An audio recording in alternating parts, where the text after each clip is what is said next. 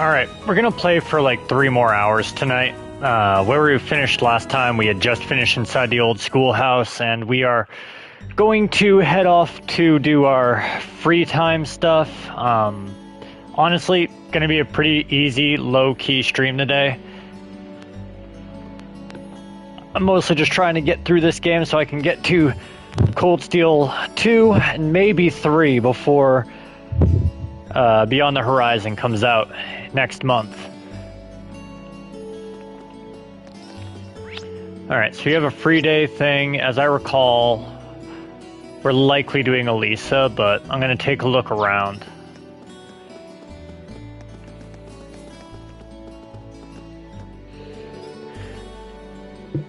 We're planning on selling some of the produce during the festival.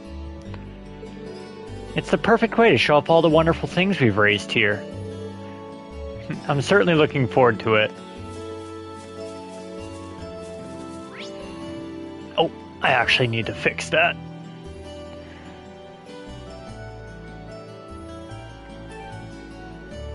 There we go. Stream is live there now, so I can actually see the chat room.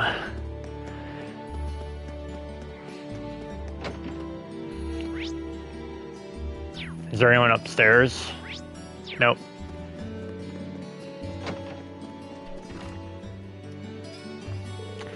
What are you doing here, Schwaza?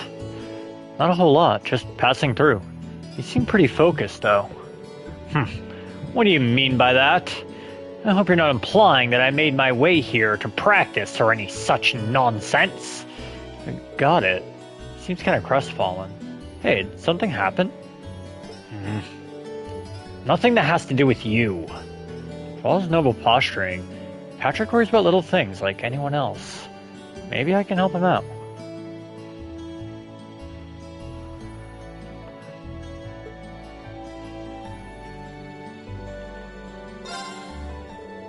Would you mind telling me what happened?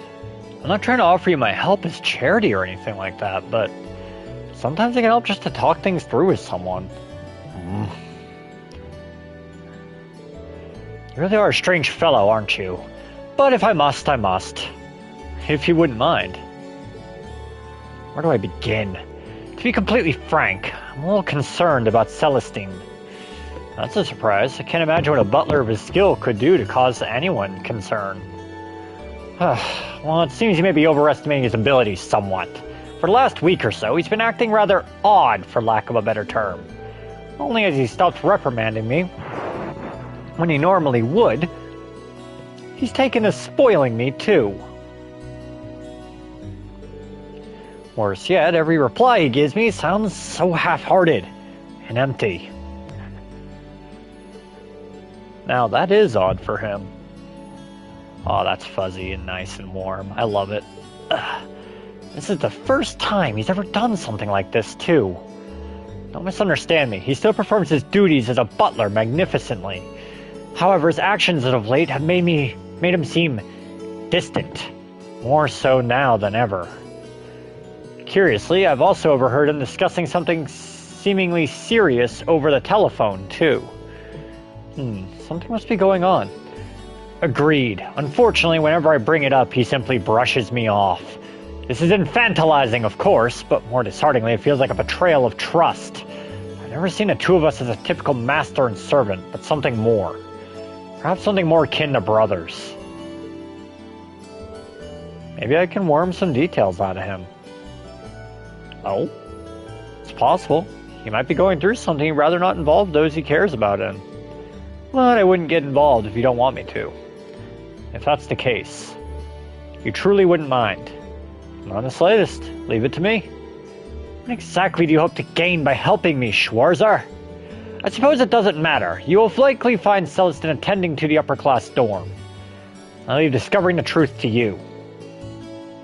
I head right over there.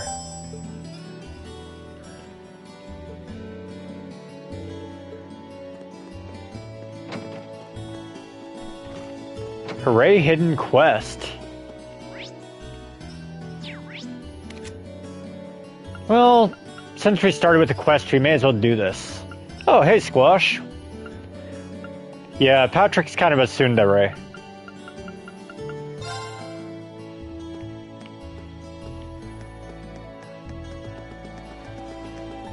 Let's just get the quest out of the way for the timestamp.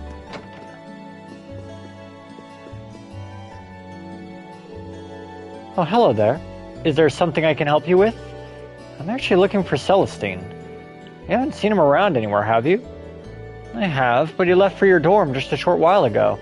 You mentioned having something to collect from Sharon. From Sharon, huh? Wonder what it is. Thank you very much for the info. I'll try to catch him over there.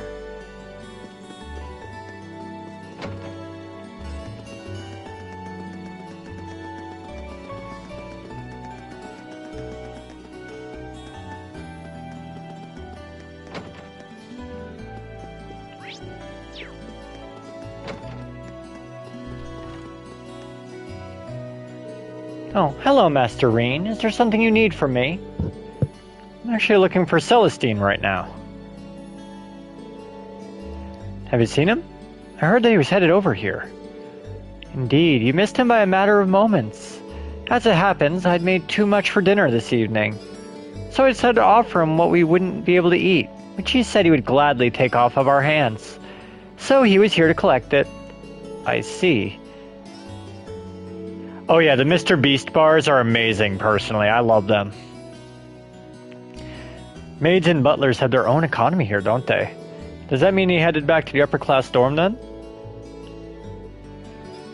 Not necessarily. There was something about his demeanor today that seemed quite different than usual. He was considering a brief stop at Kirsch's on his way back to unwind a little. Though I can't say for sure that he's headed there.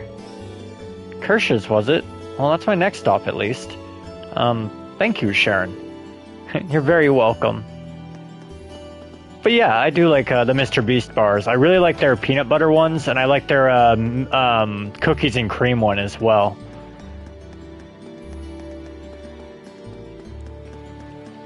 If I have any complaint, it's that they're expensive, but it's not a big deal. A lot of things these days are expensive.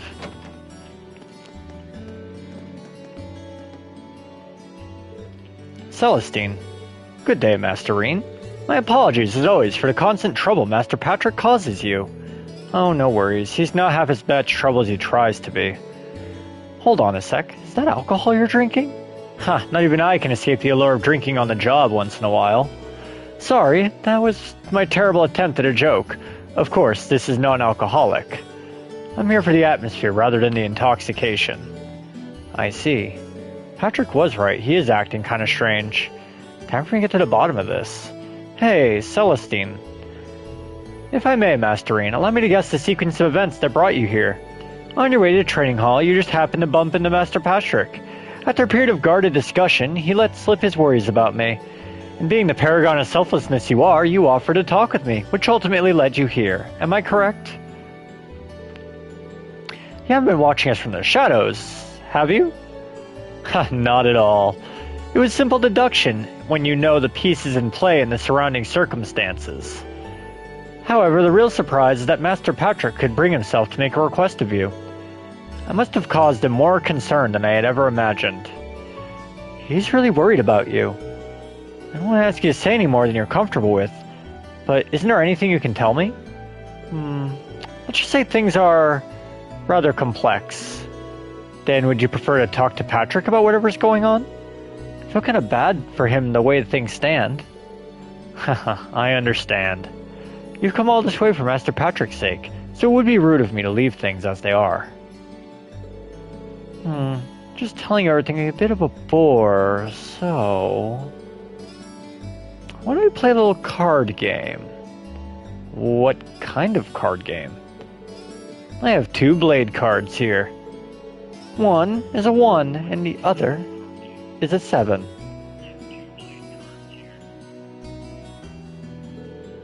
Now, watch carefully as I shuffle these. Correctly guess which one is the 7, and you win. Do that, and I'll tell you everything you wish to know. Well, if you don't mind me getting one question in now, is there a point to all this?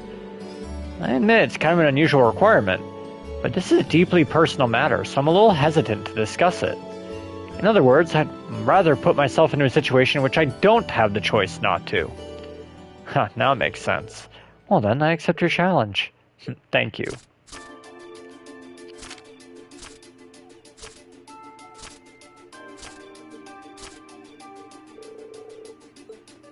The card on the left.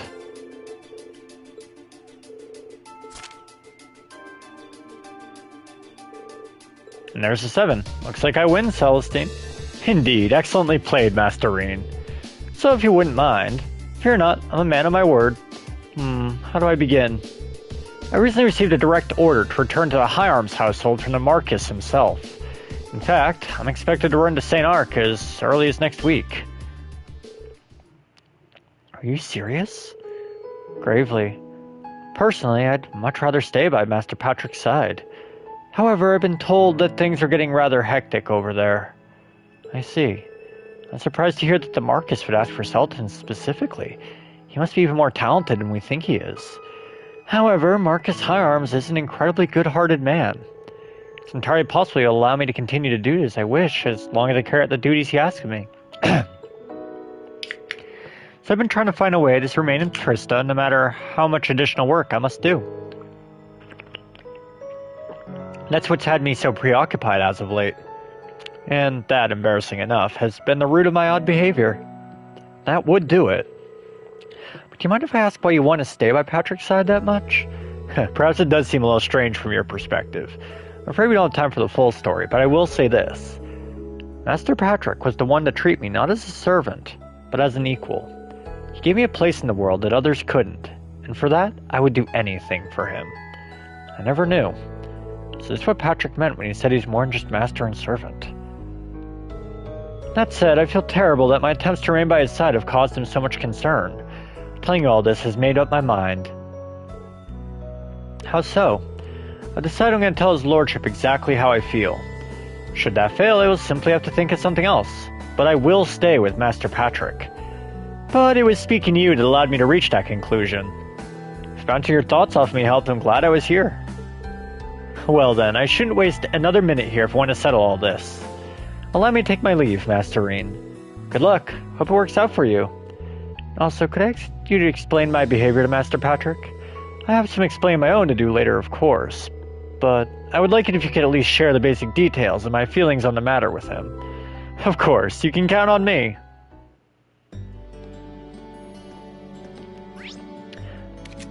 Alright, let's go all the way back.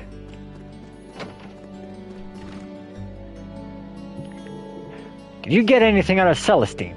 I did. So, he's been told to return to St. Arc. Yet he's still doing everything in his power to prevent that from happening. Trying to take action without consulting me again. What foolishness! Why do you seem so happy about that? Happy? Sometimes I wonder what color your sky is, Schwarzer.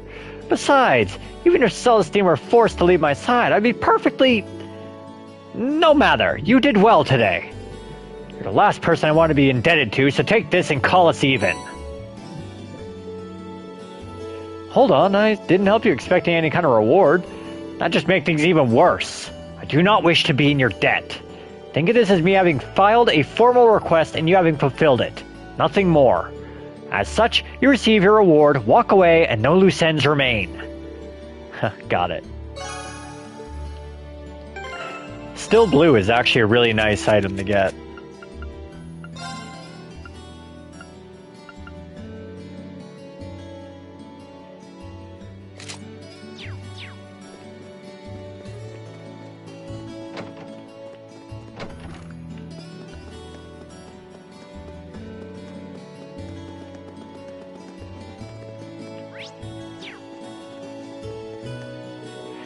I've gotta admit, I'd like to see real racehorses in action. Right, let's go get some permission.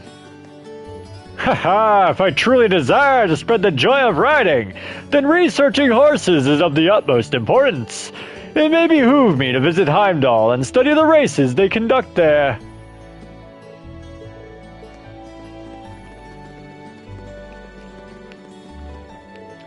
Are you already done with practice for the day, Alisa? Yeah, second years are all busy preparing for the festival. They might ask me to help them out with setting up things here at some point, too. I guess nobody's getting a rest until the festival's over. Especially those of us who haven't come up with anything yet. Yeah, I really hope we can find something that's perfect for us. I'll consider coming back in a minute.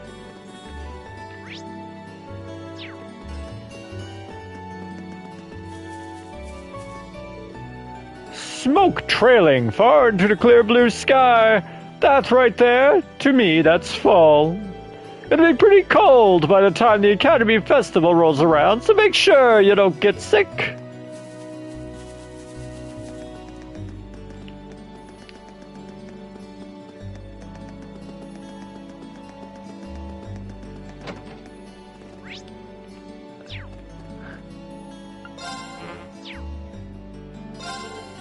Oh my, so late already?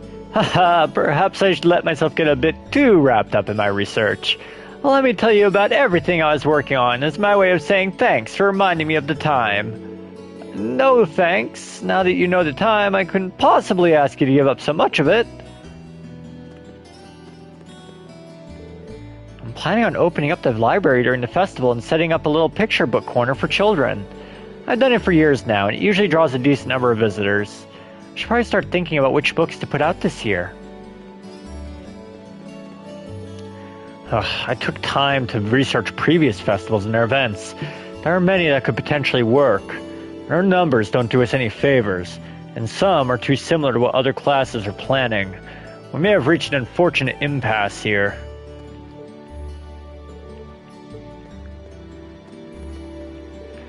We're running out of time. Let's not give up hope just yet. I'm sure there's an idea out there that's perfect for us.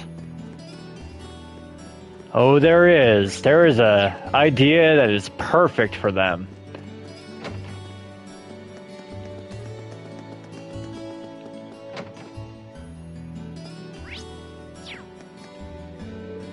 Looks like the lacrosse club is just going to be fine next year with Alisa and Ferris around. Teresa and I don't even have half a year left before we graduate, but it's nice to leave the club in such good hands. That's definitely a weight off my shoulders. The lacrosse club has come a long way since the beginning of the year. Nothing more for us to do than help create a memorable festival. Of course, we don't want to take the spotlight off of you first years. This festival is yours to define. Coming up with a good idea for this festival is harder than I thought. Especially when all the other classes and clubs have already started preparing.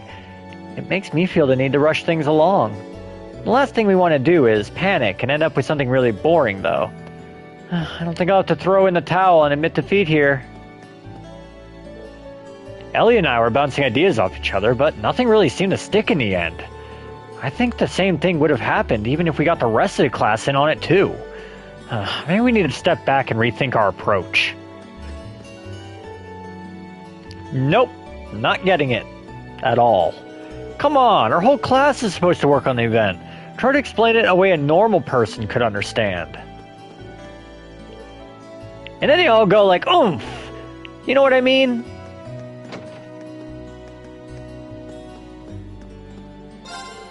During the festival, not only will we be serving food, but the cafeteria will double as a rest area too. It's always a special kind of lively here during the festival, so my husband and I are really looking forward to it. Not that he'll ever admit it.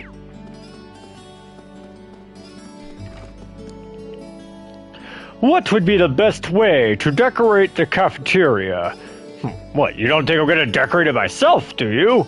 A girl from the student council asked me to think about decorations, so that's what I'm doing. Reluctantly.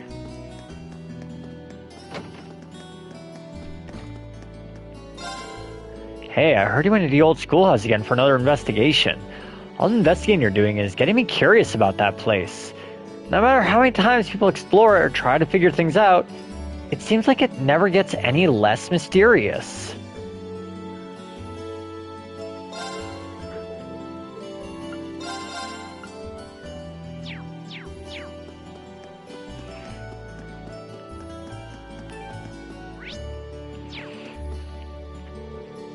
Oh, Ferris, my sister supreme, your expression of late stirs an indestructible and enormous pride within me. One could readily liken it to the serene radiance given off by snow as it melts under the gentle sunlight. Rejoice, Ferris, join your brother in his carnival of unending joy. Do you ever stop being so aggravating? Why must you bother me whenever Sarifa is too busy for your nonsense?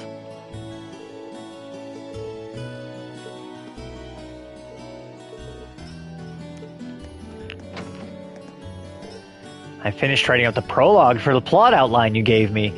Then I got a bit carried away with my own interpretation of some of the scenes, however. Warn me in advance, just how graphic does it get?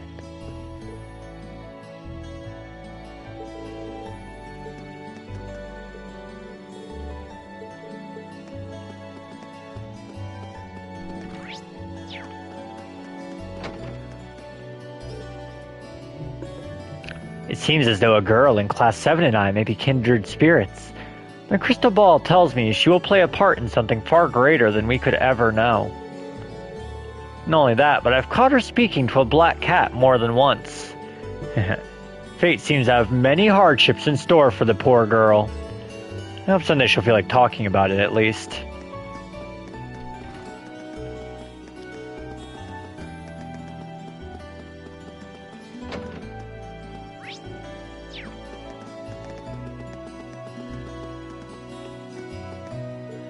I just got back from my evening ride. You're nothing like riding a bike. The wind blows your troubles right off of you. I guess you could say that feeling is pretty much my way of life.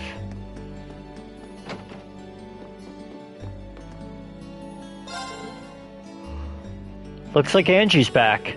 Perfect timing, too. I just finished up here. Guess it's time to break out the cake I bought in today.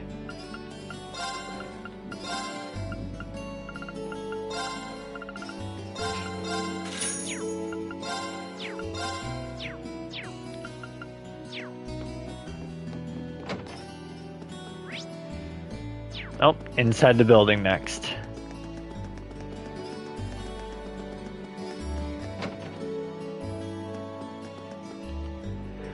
The Academy Festival is really meant to highlight the first years.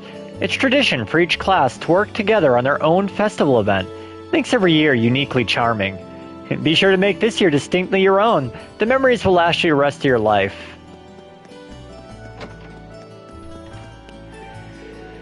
Oh, are you looking for Fee? She's taking a nap at the moment. She showed up talking about having to use her head too much today.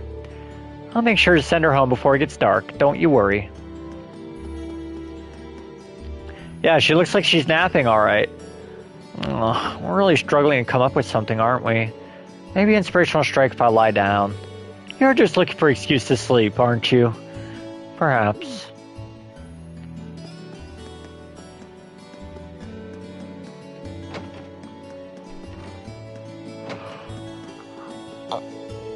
You know, I never noticed it before, but I think those two make a good couple. I just came up with the greatest idea yet. Huh, this isn't bad, actually. When I heard you were going to cook for me, I made my peace with Adios and braced for death. But you did good. Do you care for some tea? I would, actually. Thank you very much. Mint came along to celebrate Instructor Makarov's birthday. Celebrating with your family truly is a wonderful thing, isn't it? There's something about seeing those two together that makes me feel at ease.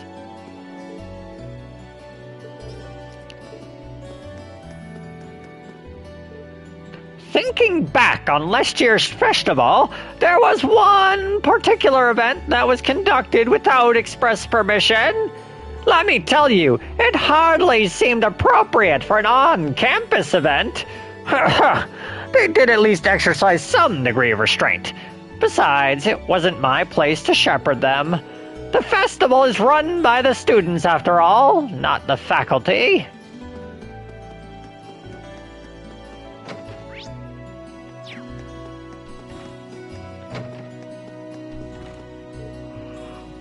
I've been asked to assist with the preparation for this month's field study. As this exact nature of my assistance is a military secret, I'm afraid that if I told you any more, I'd have to kill you. You'll just have to wait until the day of. So nothing more of note happened once you explored the bottom floor. An unsatisfying a conclusion it may be, we have no choice but to accept it for now. As such, I hereby declare the exploration of the old schoolhouse complete. My thanks for cooperating these past few months.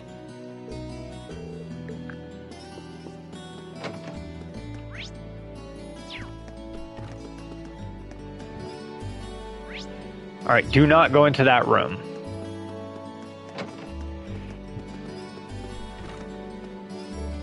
I finally finished picking out which pieces to display during the festival. Now I won't hear a peep out of the instructors. Okay, time to get back to work. Girl, this horse looks exactly the same as it did 4 months ago. Are you gonna ever finish it?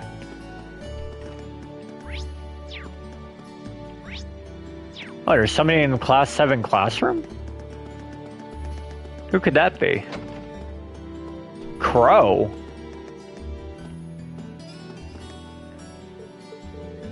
What are you doing here, Crow? Oh, nothing much. Did something happen? No, just feeling a bit sentimental. It's nothing serious. Don't worry about it, man. That's tempting. I don't know, Crow or Alisa, which one should I go with?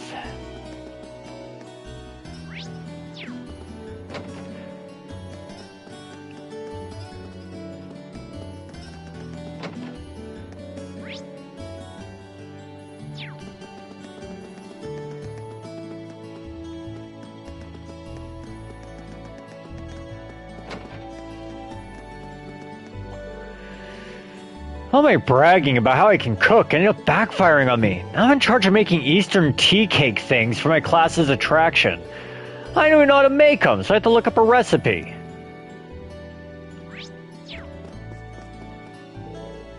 Turns out I'll be having a wee competition with Yuga at the festival.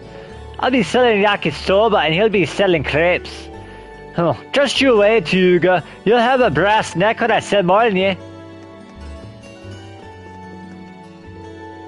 Student Council is impossibly busy thanks to the Academy Festival. Which reminds me, your class still hasn't submitted a thing, has it? Well, good luck with whatever you do. We'll be hoping for the best for you all.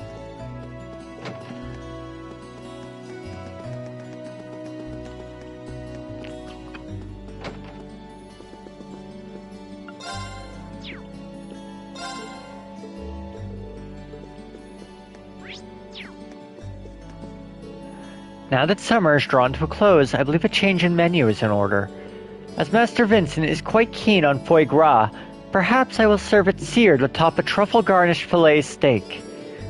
This storm is as incredible as ever. I can't imagine eating like that every day.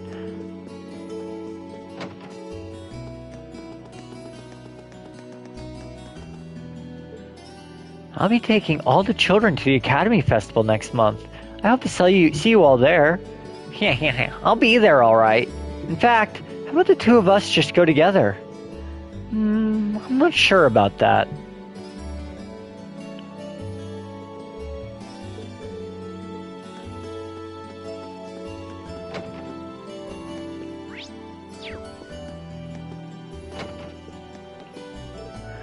Rosine fits right in here these days. She gets along so well with the townsfolk and the children, too. Part of me wishes she would become an official sister and remain here in Trista with us forever. She truly has what it takes to become a sister.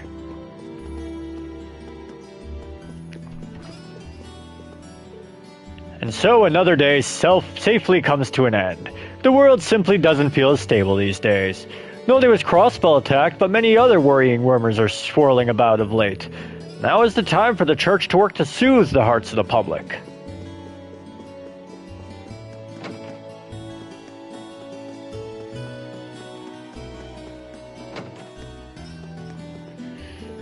I'm home. Is the bath ready? Yes, it's ready for you. I can heat up your dinner for you too, if you'd like.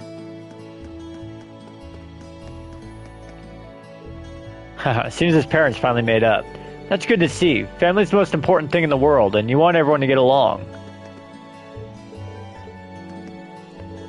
I really have to thank you, Klein. My parents wouldn't be getting along now if it weren't for your advice. Hey now, don't give me credit for that. Everything turned out well because you had the courage to tell me how you felt.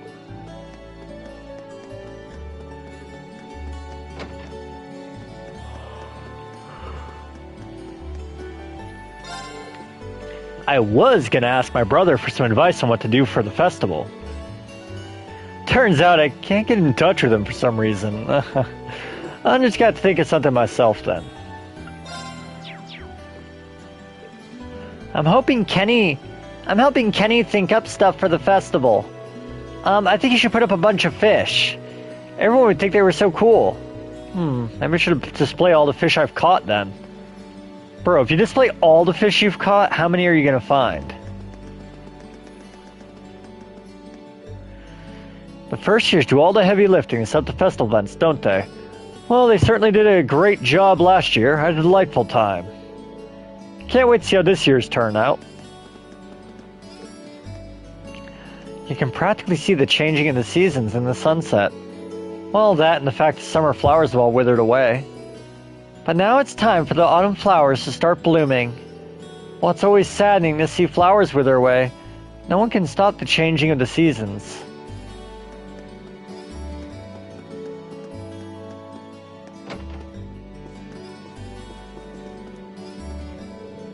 I was so ready to be dressed to the nines for the festival. But then I remembered all students had to wear their uniforms. Oh well, I suppose it wouldn't hurt to check out the fall fashions anyway. It's gotten so chilly lately. Just be a sign I need to buy some new clothes for the fall.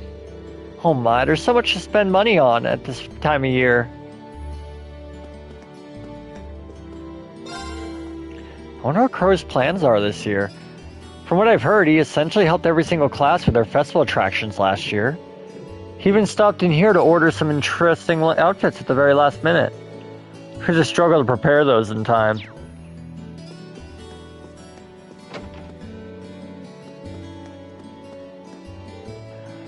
My K sensors are tingling. Is he bugging poor Rosine again? He always gets carried away because she's such a sweet person. Well, my sensors aren't always right.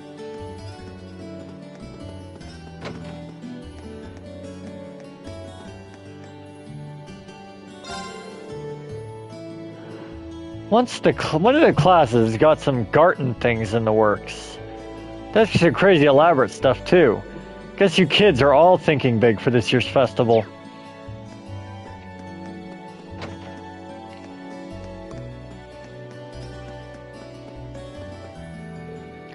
By doing this, you can turn it into an octodog. My word, you transformed that hot dog into an octopus. I didn't know you were capable of such miracles, Monica. I don't know if I go that far. How about I teach you how to make them? Then you can be a miracle worker too.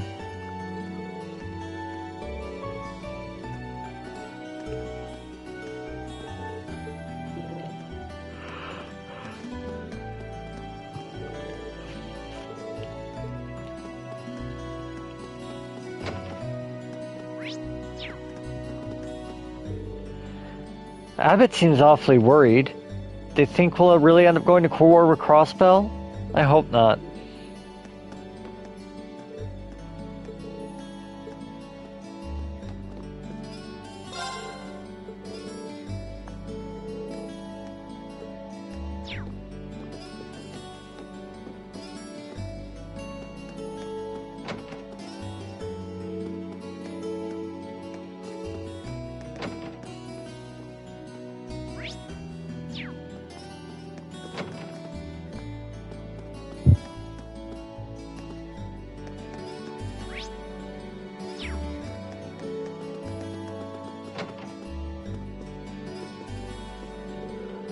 Well, hey, it's been a while.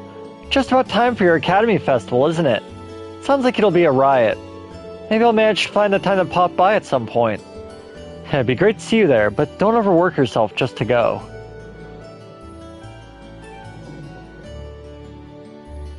Huh.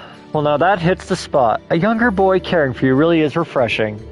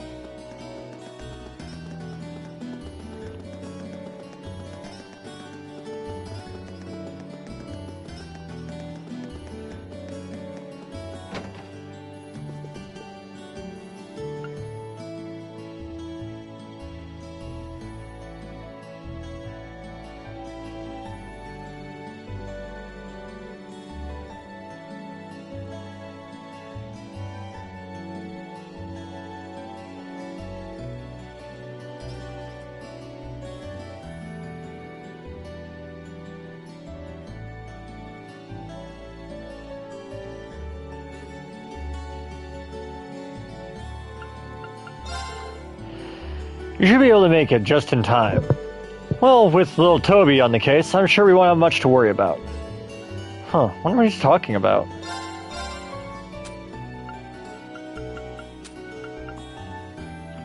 Ooh.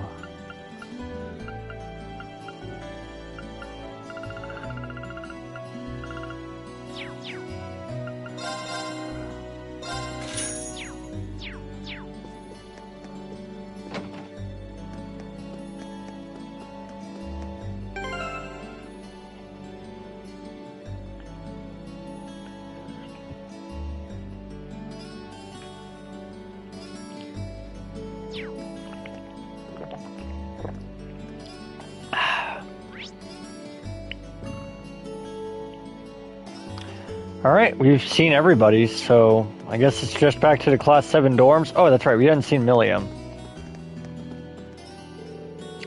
I made some cookies at the cooking club today. Nicholas and Margarita got all freaked out about it, but it was super fun. What did you do this time? I let Lammy help me flatten out the cookie dough, but he kind of flattened the whole board on accident. It's almost charming when you put it like that. No, definitely not.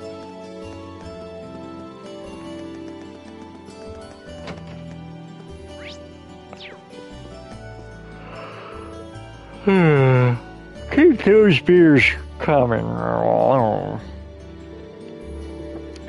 Looks like she's pretty wasted. I should let her sleep it off.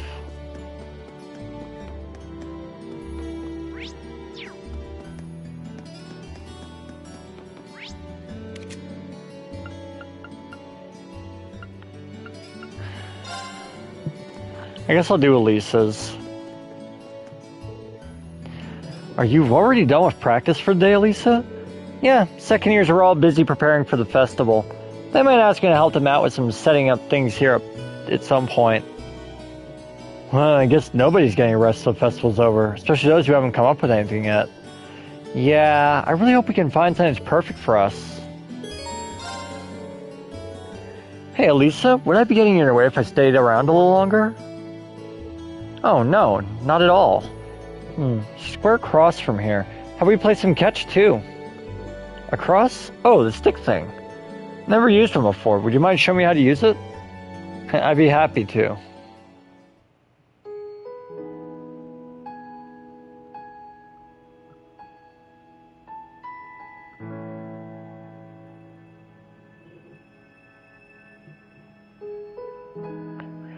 Catch! Oof. Back to you. Oh, that one actually flew pretty straight. You're getting the hang of this. Little by little. You know, it's nice to play catch with you like this. I never expected we'd end up this close. Huh? That kind of came out wrong. I only meant that in a few months ago, you couldn't stand to be in the same room with me. But now here we are. Well, there was the accident and all, which I specifically told you to forget about. My bad.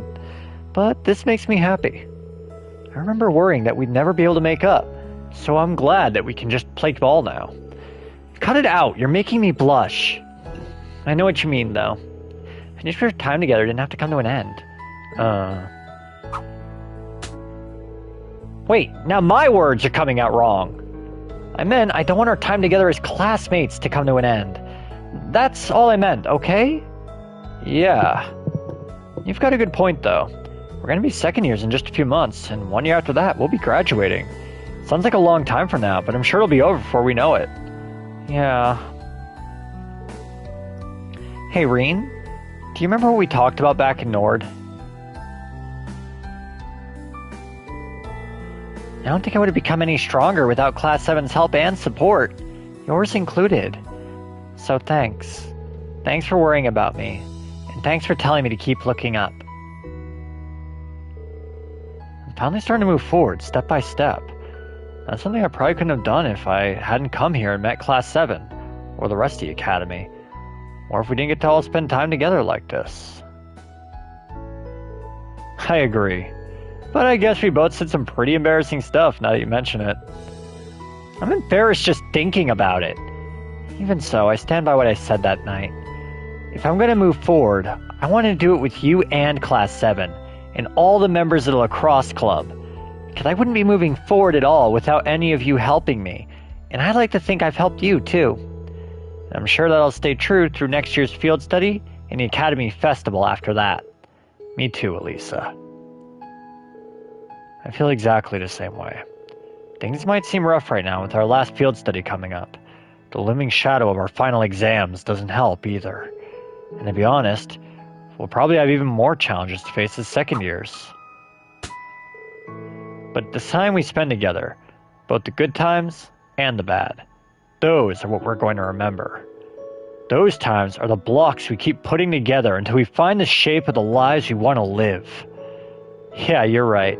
As long as we don't give up and stick together, we're going to be just fine.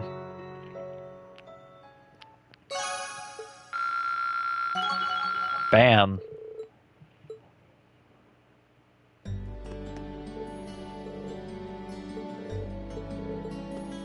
Alright, it is time to progress the story, and this is gonna be a treat.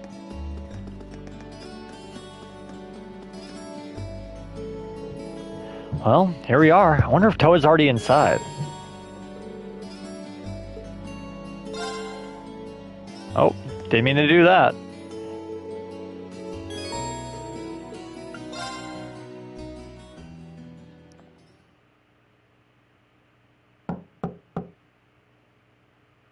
Huh? Doesn't sound like she's here yet.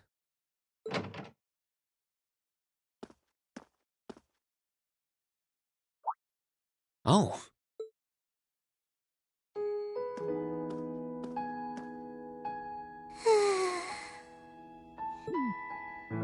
At least she's getting some rest. Must be a rare treat for her. What to do, though? I'd almost feel bad about waking her.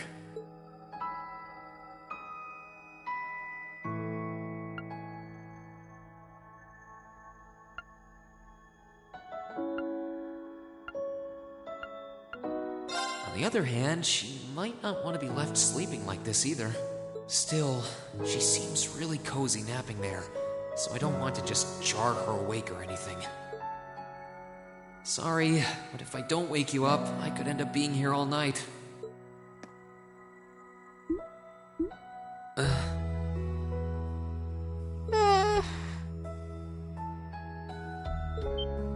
Mom, Dad.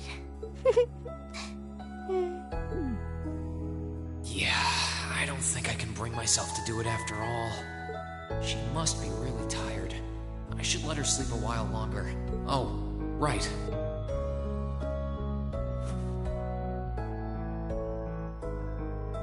There we go. I guess I'll just read a book or something while I'm waiting.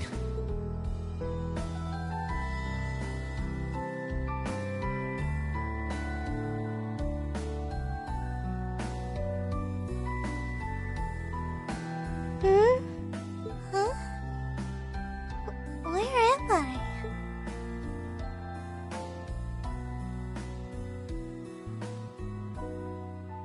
jacket. Oh, hey, you're awake.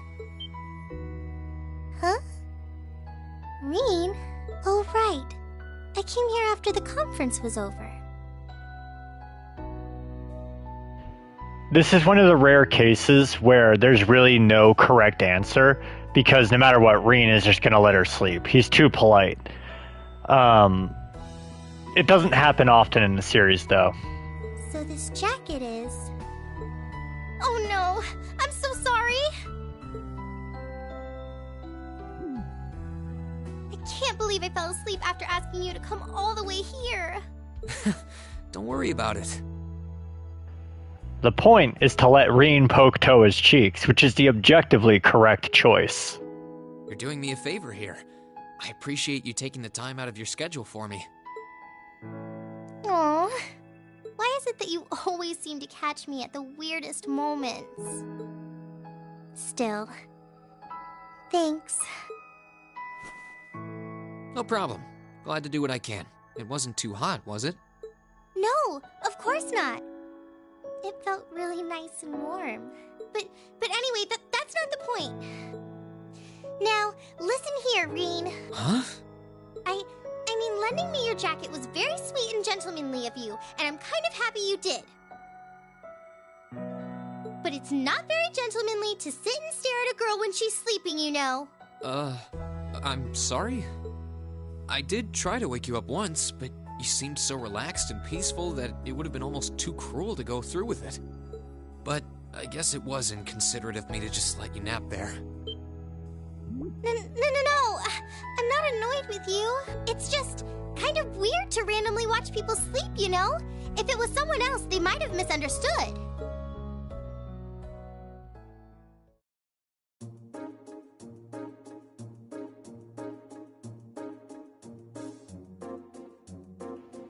Yeah, the whole point of that was for Reen to get dunked on. I asked you to meet me here so I could show you more about the concert we put on for last year's festival. Oh, you mean the one you did with Angelica, Crow, and George? Do you have some record of it here? Actually, I do. George was testing out some kind of orbital video camera that was being developed by the Ruhr Institute of Technology. And we've still got the recording here. An orbital video camera? Yeah, the technology is different from what they use for the OrbitalNet. Actually, it's probably faster to just show you. Let me bring it up on the screen. Oh, you've got pictures of it. More than just pictures. Just watch. Amazing. I know, right? It plays back images and sound at the same time. So it's like a radio and a camera combined. The quality might be a bit rough, but it really feels like you're right there, doesn't it? It's really something else. Oh, there we are going up.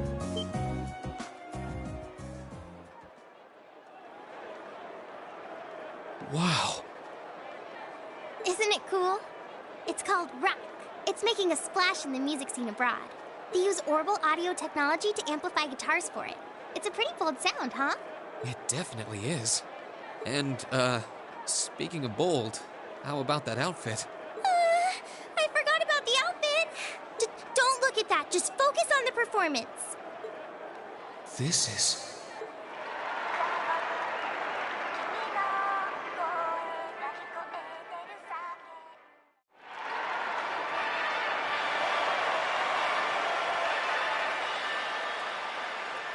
Bravo! So without spoiling anything, a lot of the characters in the Trails series do show up in other games.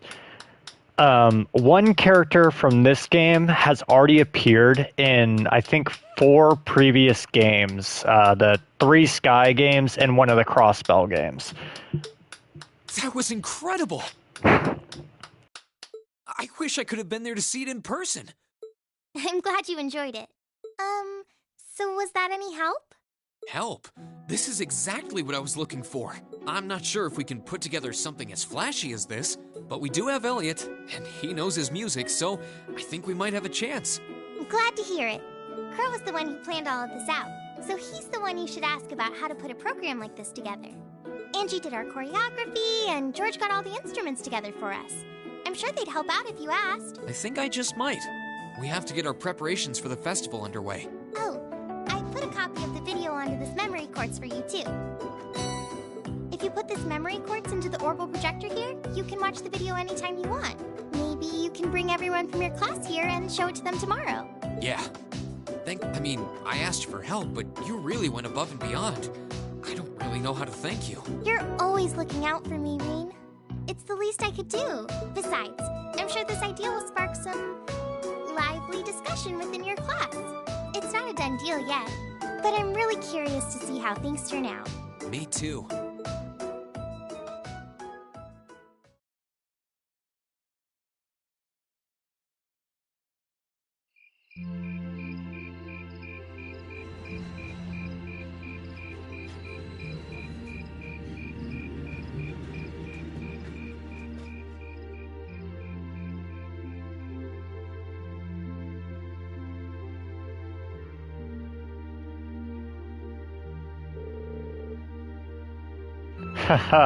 Well, that seems to have gone over well. I could see Elliot's eyes light up when I mentioned it.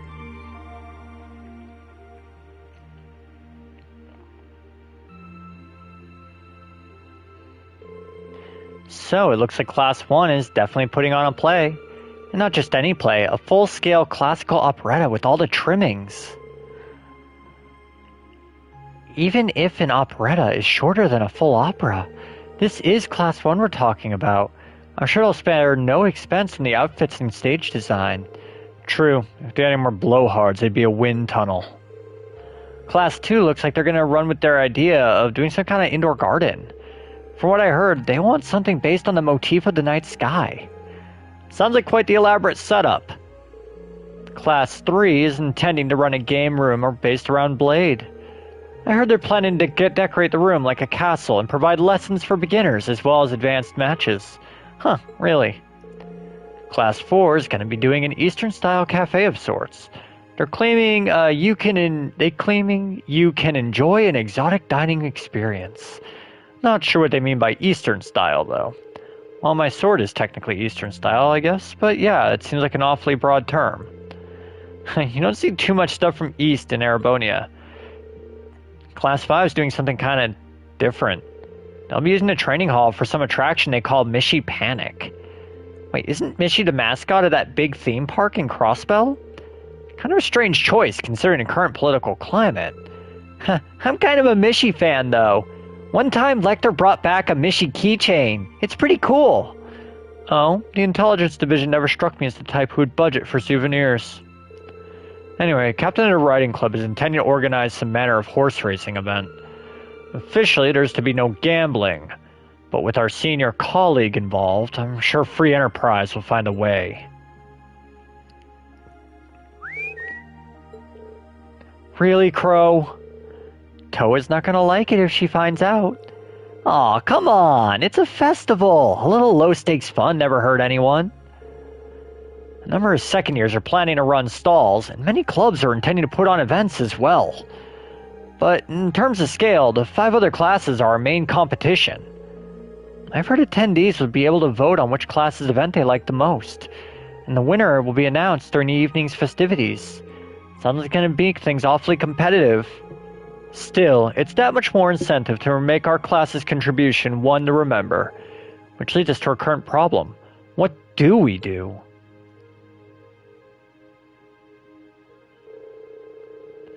I'm thinking we should avoid doing anything that would require large-scale equipment. With our numbers and the time we have to prepare, I doubt we could get it set up or even spare someone to operate it. Yeah, you make a good point. But if we take that into account, just about the only other option we have is something to do using the auditorium stage. And it's worth noting that using a stage would put us in direct competition with Class 1. We can't very well put on a production like theirs, though. We just look like copycats. Whatever we end up going with, it should be something we can all have a part in. Maybe a martial arts demonstration with a few sparring matches. No, that would probably get turned down as too dangerous. Not a bad line of thought, though. How about a cooking contest? Ooh, I call judge! Our troubles are over. I just had a visionary idea we can do with the academy pool. Picture this. Stunning ladies in bikinis wrestling piggyback in the pool. Come for the fights, stay for the risk of exposure. I think not. Get out now! This is getting us nowhere. They all sound like fun, though. Actually, I did find one idea I think we might be able to use. You did? Really? I'll bet Toa told you, huh? Yeah, she showed me the video, too. I can't believe you never even mentioned it. You guys put on an amazing show. Well, I'm the lone second year. I didn't want to rob you bright-eyed first years of the full festival experience. So what's this idea, then? Did the student council president suggest something to you? Yeah, she showed me a video of a concert that she, Crow, and George and Angelica put on for last year's festival. A concert? On stage? With vocals? Ooh, that does sound interesting. I have heard that there was one event at last year's festival that really drove the crowds wild. I've heard similar things, but I had no idea Crow was involved. Yeah, it was a pretty spur of the moment though, so it was too late for them to put us on the official poll. If folks had been able to vote for us, I don't doubt we would have ranked right up near the top. Without seeing it for ourselves, it's difficult to say whether we'd be able to do something similar. You've got me curious though. It sounds great, let's do it! You said you saw the video, right? Can you show us too? Yeah, Toa gave me a copy of it. Let's get together during lunch tomorrow and watch it. And yes, that was Toa on stage singing. I can't wait to see the looks on their faces when they see it. Though I imagine Toa's outfit might raise more than a few questions too. Oh, it's 9 already? Abend time should be on soon.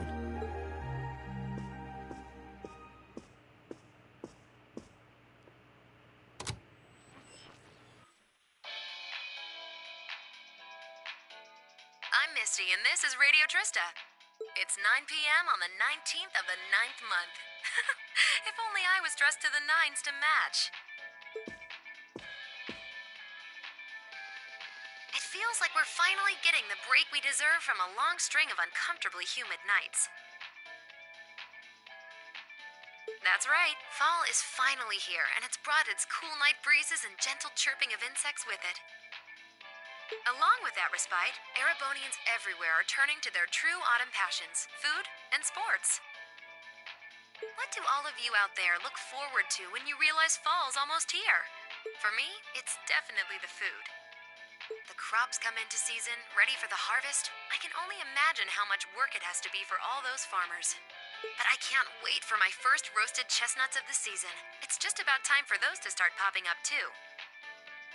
Sure, I'll never turn down a Marron Glacé or a Mont Blanc, but roasted is the way chestnuts were meant to be. That soft, melt-in-your-mouth taste, that sweet fragrance, simply irresistible. Whoops! The director's over there giving me the stink eye. Someone hasn't eaten dinner yet, I'll bet. Anyway, fall is also known for being a season for the arts. One of the Empire's most popular cultural institutions is the opera, and no one does opera like Heimdall's famous opera house. But as far as music goes, I'm a sucker for the classics. I still sing along whenever I hear The Whereabouts of Light. Fun fact, the Whereabouts of Light is one of the recurring motifs of the Trails in the Sky series. Main character there, Joshua Bright, always plays that song on his harmonica. I stare in disbelief as you fade away, like a dimming star beneath the coming day. Whoa there, almost felt like I was in my shower back home. Speaking of music, some fresh new genres have been gaining popularity lately, both at home and abroad. She really does have a pretty voice. Though I guess you kind of have to in order to be a big opera singer like that. I don't know if singing on the air like that is such a good idea if she's trying to keep her identity under wraps, though. We've got our practical exam coming up next week, then another field study over the weekend. Sounds like things are going to be even busier than usual. I'd better brace myself for an exhausting week.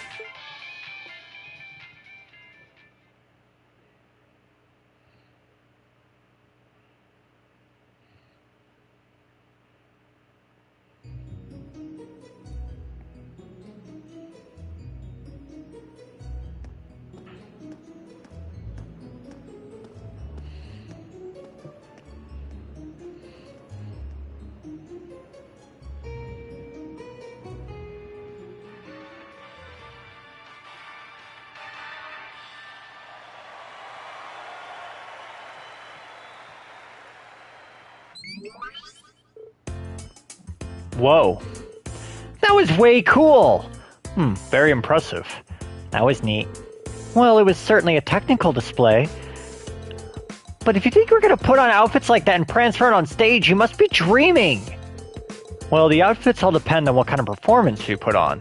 The clothes have to fit the mood and the music. Right, Crow? Yeah, we did a rock song last year. So if our outfits didn't scream rock, the whole performance would have lacked something in my opinion. Though in my infinite wisdom, I'd like to point out that revealing outfits will be popular regardless of the music. You guys! Outfits aside, it does seem like a bold concept. Few would think to put on a performance like that. If we put in the time to practice, we may even compare favorably with Class 1's operetta. Well, Elliot's the music expert here. Do you think there's any chance that we could put on a performance like this? Hold on. First things first, how many of us can actually play an instrument? I'm reminded of the SpongeBob episode. Alright, can any of you play an instrument?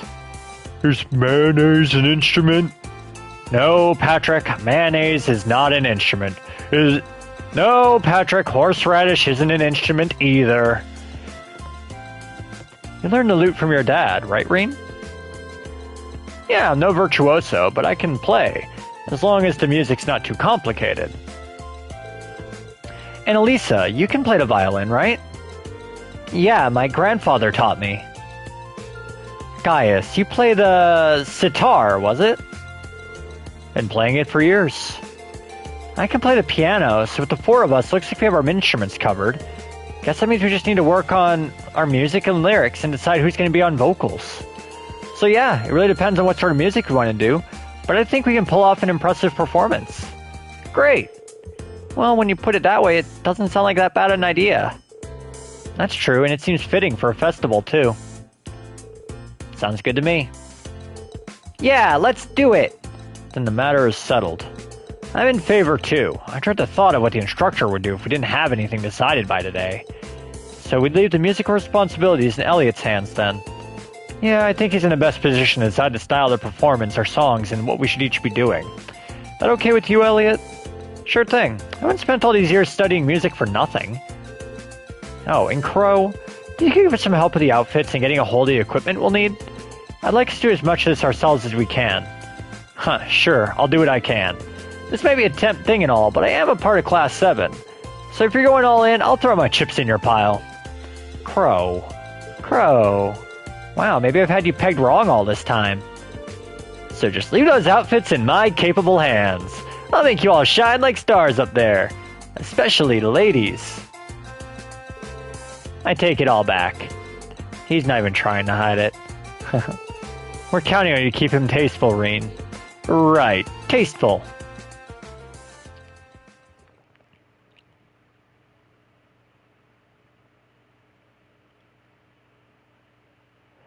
And so the next couple of days flew by, and it was time for another practical exam.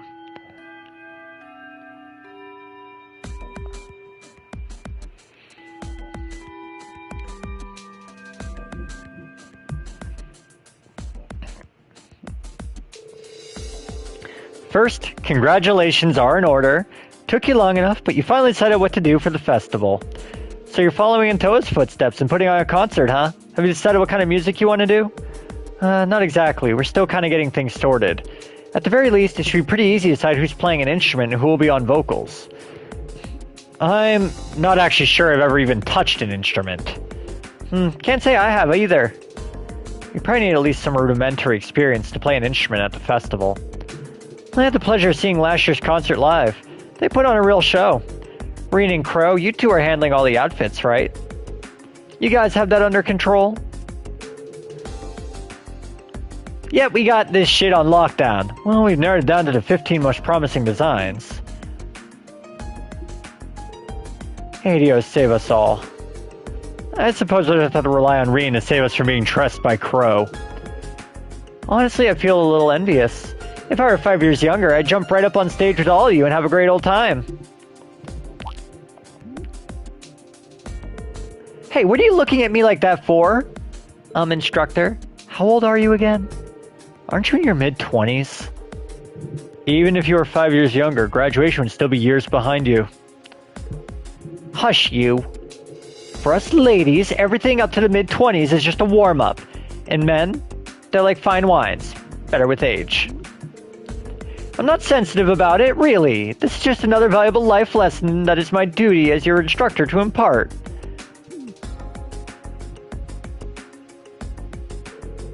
Anyway, as much as I'm looking forward to the festival, that's not why we're here today, is it? Not only do we have no field study next month, it looks like you're off the hook as far as a practical exam goes too.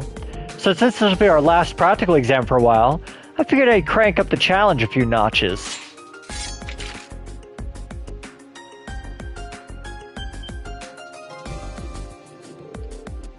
Wait, are you saying... Are you gonna serve as our opponent? Bingo! Just think of it as a long-awaited second round of maze exam.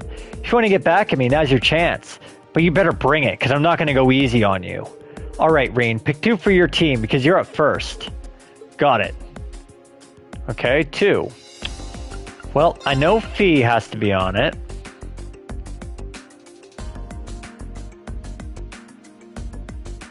It's tempting to go with Emma, but I think I gotta go Laura. We just had to hit her hard.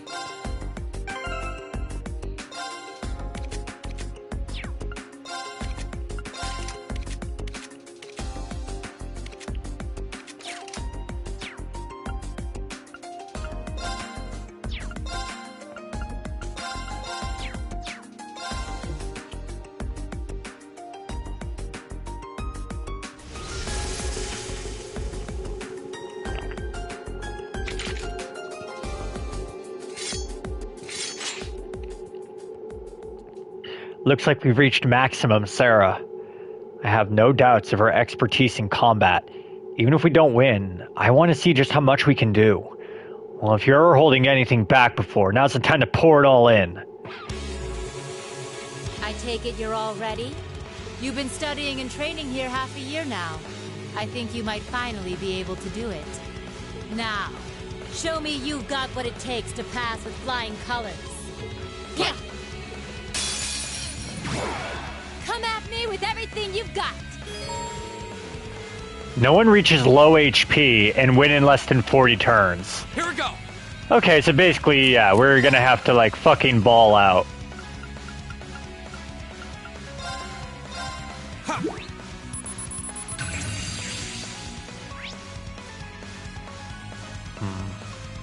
My turn.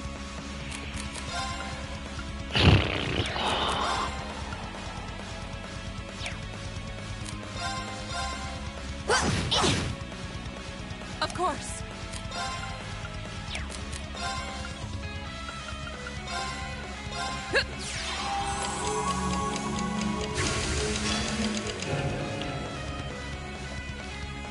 My turn. Are you fucking serious? Here we go.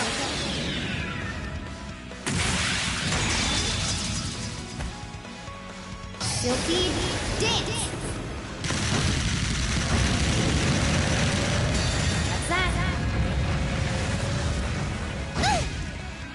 Oh yeah, we can do this, and we don't need to even let her get another attack off.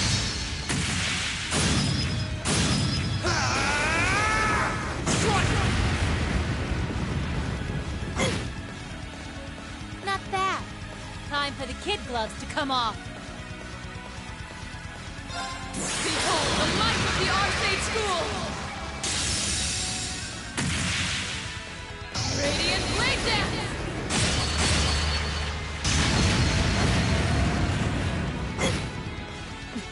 You've come a long way. We should keep going. Easy.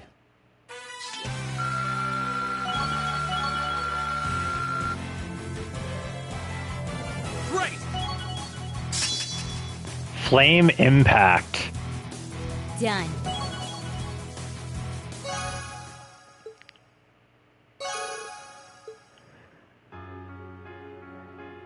I don't know why they're looking so exhausted. They just kicked her ass.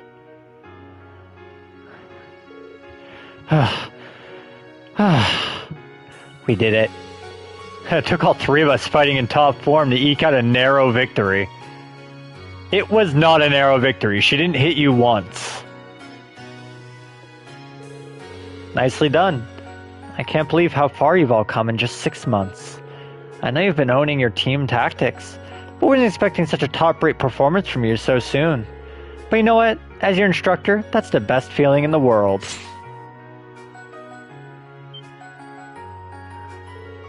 Okay, that's 1 group down, 3 more to go. I'll call you in groups of 3, so be ready to jump in when I call your name.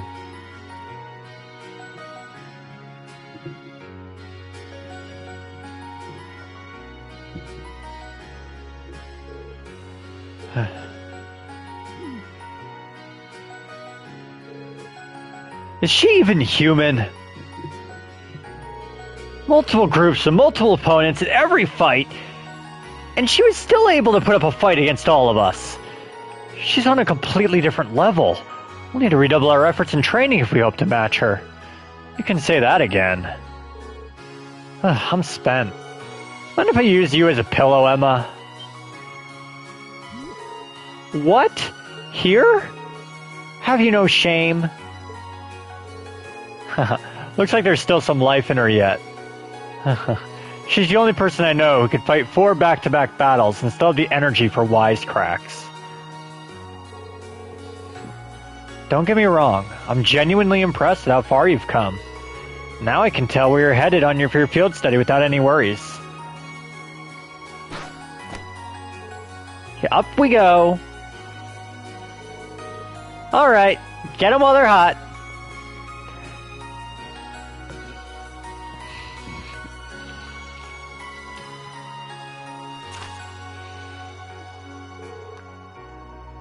Interesting choices.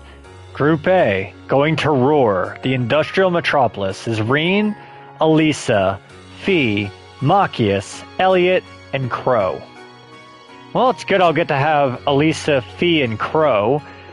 Elliot, I guess, can heal. Machias will just be on the bench the entire time. Group B is Emma, Laura, Eustace, Gaius, and Milliam going to Ortis. Roar and Ortis. Those are 2 of the Empire's largest cities, right? Well, technically they are. Roar is far from small, but Ortis is kind of on another level. It's the 2nd largest city in the Empire, with over 400,000 people. It also happens to be the stronghold of Duke Cayenne, the noble faction's de facto leader.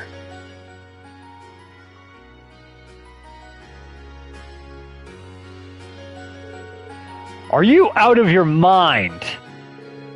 You want us to drag this hyperactive chatterbox straight into the noble faction's largest stronghold. He does make a good point. Ortis is hostile territory for her, no 2 ways about it. If they find you poking around, they'll burn you at the stake. I'm not that worried. I've stuck in Ortis plenty of times before, and this time I've got you guys with me. I'll be fine. Ugh, this is no laughing matter. I'm a bit concerned, too. As am I. Ortis is quite far from here. If something were to happen... Not to worry. We're thinking about what to do about that. Still, you're not in for a laid-back vacation. That much I can say for certain. That goes for the group head to Roar, too. The Rhineford group is based out of Roar, isn't it? Although, Roar is also part of Marcus Ragnar's domain. He's head of one of the 4 great houses.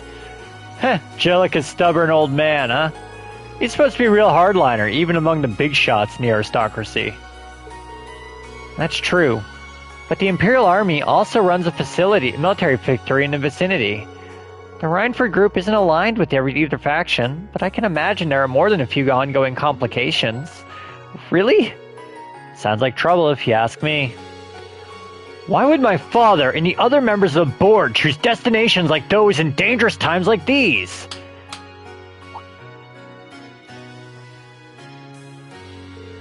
Well, like I said, we're thinking those issues over. With the Academy's annual festival coming up next month, there's no field study being planned. So this is your chance to show off all your know-how that you've gained from the previous field studies.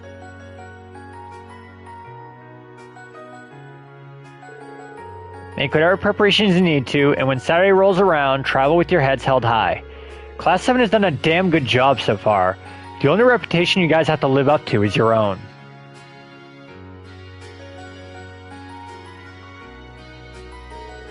Thank you, instructor.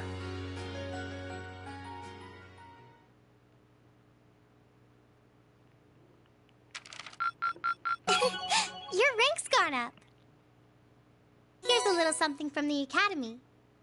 You did really well, Reen.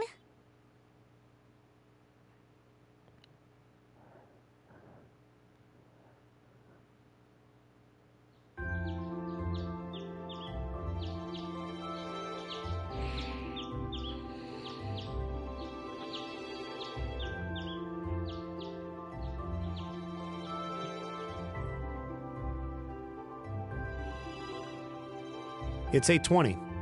So we're still waiting on Elliot and Crow then. It looks like they nearly pulled an all-nighter working on our festival performance. It sounds like they've got a general idea of what they want, as far as style goes. But they're both nitpicking the set list and all the little details of the performance itself. I don't know about you guys, but I'm excited. I'm not worried about Elliot, but I can't say I've got an abundance of faith in Crow. Well, be that as it may, we just have to leave it to them for now. Still, I was surprised by what the instructor said last night. What do you think she's cooking up this time? I can only shudder to guess.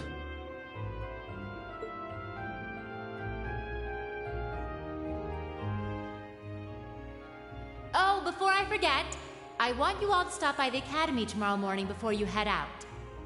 Both groups, meet me out on the field by 9 a.m. and don't be late. Well, Sarah randomly springing things on us is nothing new. But why delay our departure?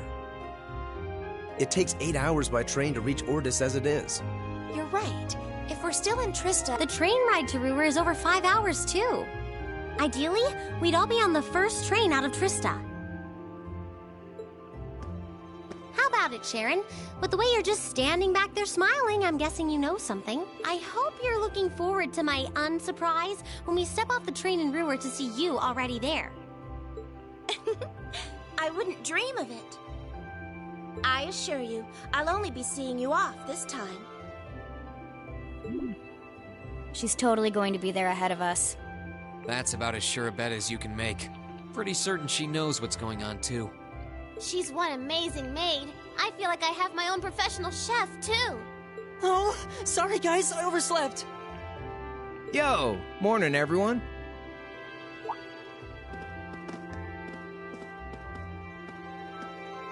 Morning. Looks like we have everyone now. We have to meet the instructor at the field by 9, right? I don't know what she wants to see us about, but don't worry, we've still got some time left. Anyway, I think we should head out now. I'm sure most of us have some last-minute preparations to take care of. True.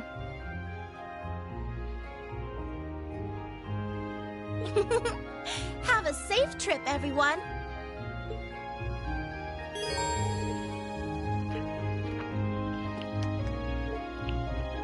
Lady Sarah is awaiting your arrival on the Academy's field. I suggest you fully prepare yourselves before heading there. Have a safe trip. Well, I guess I have to... Ooh. Whoever gets that basically becomes a tank.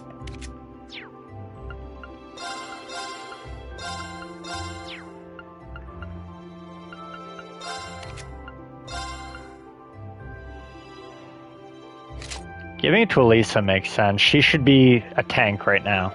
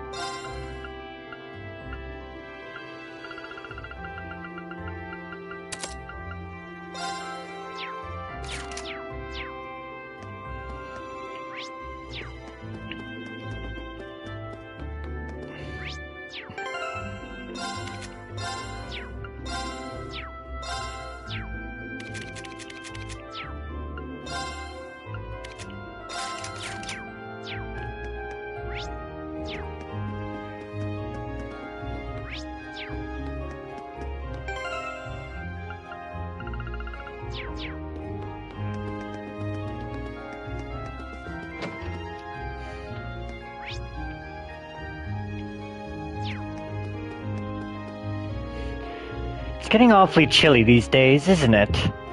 Heck! Hannah, is something wrong? Of course not. Everything's just peachy.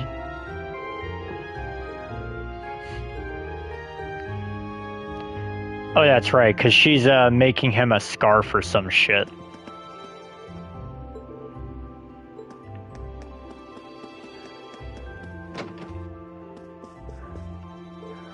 You and your bunch of pals are head to roar, yeah? Well, beats the hell out of taking the girl from the intelligence division to Ordis. How do you find this stuff out so fast? More importantly, how do you know that the kid was from the intelligence division? You're one shady dude, you know that? None of your business is how. Get out of here, you'll miss all the fun. What does he mean by all the fun, anyway?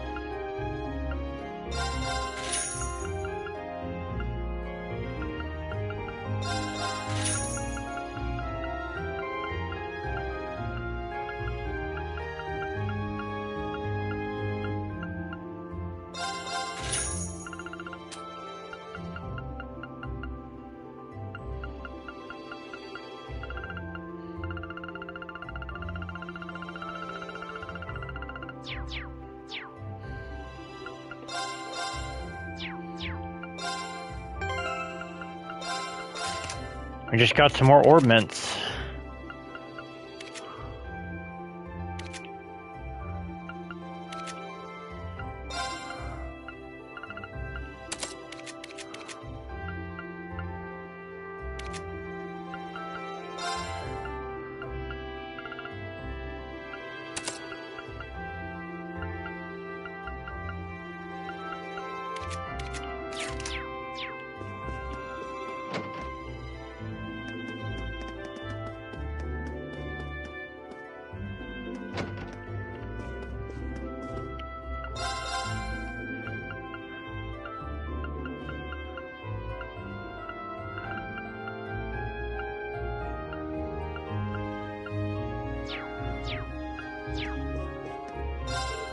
Good morning, everyone. Thank you for placing an order for your concert outfits with us the other day. Might I ask if you've come up with designs for them yet? Not exactly, sorry. I've pretty much got the overall designs down at this point. All I gotta do is put on the finishing touches and we'll be golden. Should have them done by the time we're back from our field study. Can you wait until then? Well, I'll let the owner know at least, but do try to hurry. Sorry to be such a nuisance. She's so patient with us. More than I'd be, that's for certain. Oh boy, can't wait to see these amazing outfits, right? Mick stopped in to get some milk earlier, but on the way out he told me I should stay outside for a while. I don't really know why, though. You probably already figured that I'll be heading to the festival with my daughter. I'll have to give her some extra spending money since she's always so good. I'm guessing you'll have a lot of preparing to do when you get back. Make sure you come back without any missing limbs or anything.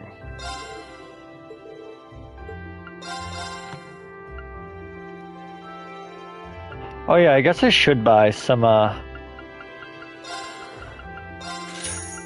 supplies to cook with real quick. Okay, what can we make? Sure, I'll give it a shot. Oh, this actually looks good. And make a terrible one. Something seems wrong. Okay. It's technically edible. Alright, let's get started. This looks... Hope this turns out okay. This is my specialty.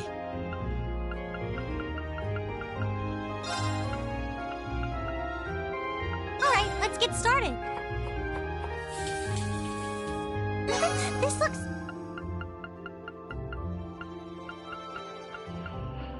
So I probably need either Laura or Gaius to do it. Sure, I'll give it a shot. Whoa, not half bad.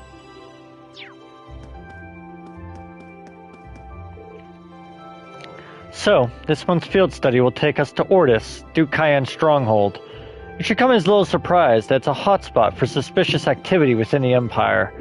You saw what happened last month when he visited my father to try to persuade him to join the Noble Alliance.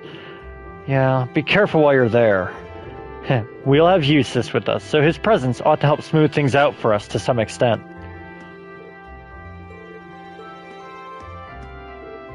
I'm glad we managed to settle on an idea before we left for our field study.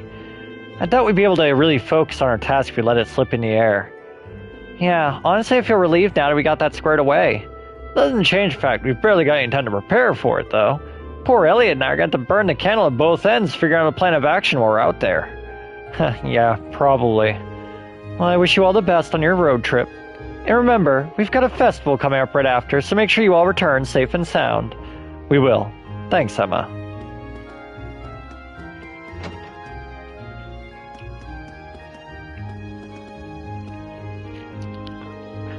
Aren't you glad we get to be in the same group again? Words cannot begin to express the agony. Aw, don't be shy. Me and Lammy will keep you safe, so no need to worry. Please stop talking.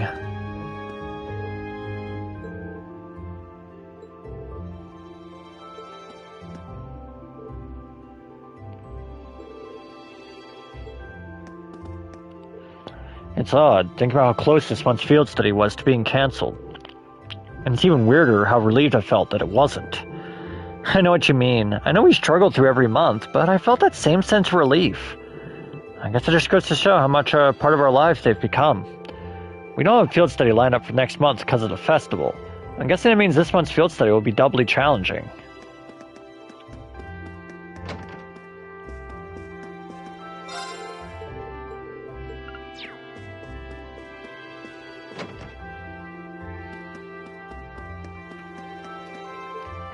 Oh, good morning. Nice to see you're all doing well, especially with everything that's been going on. But don't worry, I'm sure you'll all pull through no matter what you face. Good luck, and be careful.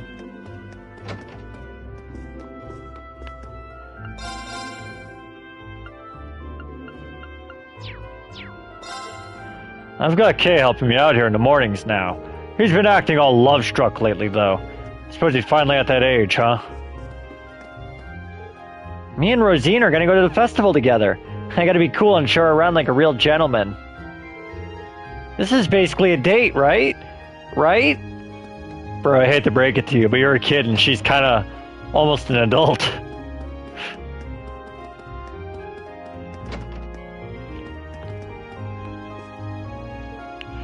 I've been losing sleep over all the troubling events recently. Perhaps a cup of coffee is just what I need to fend off this tiredness. Yo, morning. You seem pretty relaxed today. Better not let your guard down out there, though. Can't wait to hear some stories when you get back.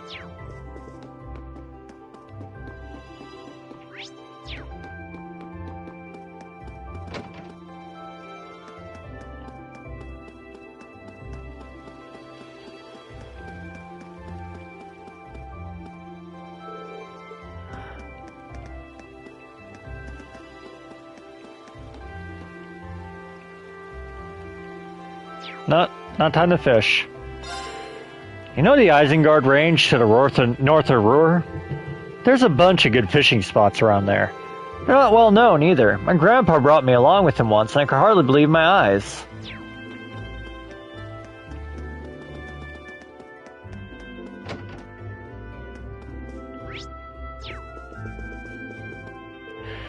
Ruhr has helped provide all of us with comfortable lives through its constant development of new orbital technology. We cannot forget the fact that the city manufactures a great number of weapons. It's possible you'll witness many such contradictions during your time there and find yourselves filled with doubt. However, as military academy students, I believe that learning about and coming to terms with this is important for you. Dolly is truly dedicated to her morning prayers. She tells me that regular prayer is a habit she developed back home in Sutherland. I'm glad I had the opportunity to talk with her today. It was a pleasure. I ended up getting caught in a nice discussion with Sister Ornelia. Now I have to hurry over to Kirsch's or I'll be late for work.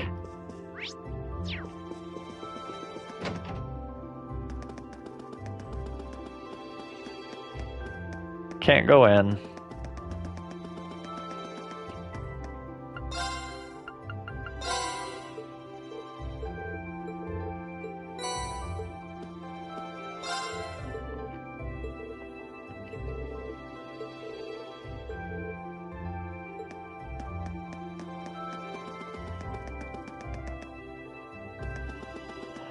Alright, so going to the Academy field will trigger progress, so I'll do that last. Class 1 needs me to open up the auditorium since they'll be practicing for their big operetta today. Gotta say, they're not messing around. I better make sure everything's good to go before they arrive.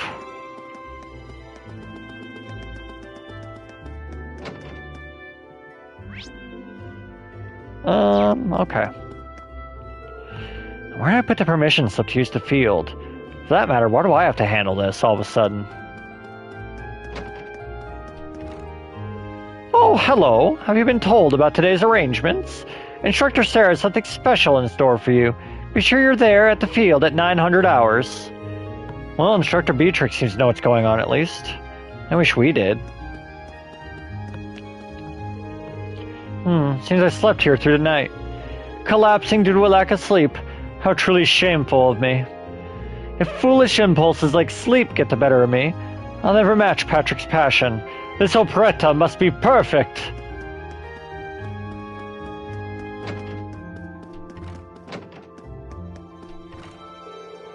Mint keeps stopping by to lecture me about Instructor Makarov's appeal. She covers everything from memories of his younger years to his private life. She refuses to hold back, too, even though he's tried to make her stop. It's kind of nice that she's made my day-to-day so much more lively. You're off to Roar, right? You might bump into my sister there. Trust me, you'll know her when you see her. Imagine Mint, but all grown up and somehow even more dangerous. Class 7? Are you behind all the ruckus this morning? Instructor Velestein is clearly aware of what's going on. Why was I not informed? No matter. Simply know this. I will not abide any sort of noisy mischief on this campus. If I hear even the slightest hint of maleficence, I will have some stern words for you. And I do mean stern.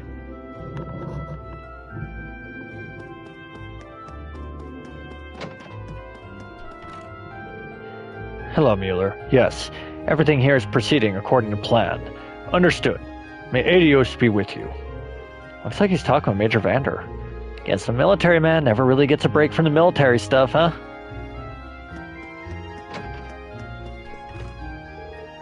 I'm sure you're all aware of the current unstable state of the continent through reading the Imperial Chronicle. However, I'd like to request that you not give up pursuing new challenges and knowledge despite this. The Board of Directors demonstrated their utmost faith in you by voting unanimously in your favor, after all. Yes, sir. We'll do our best to live up to your expectations, and theirs.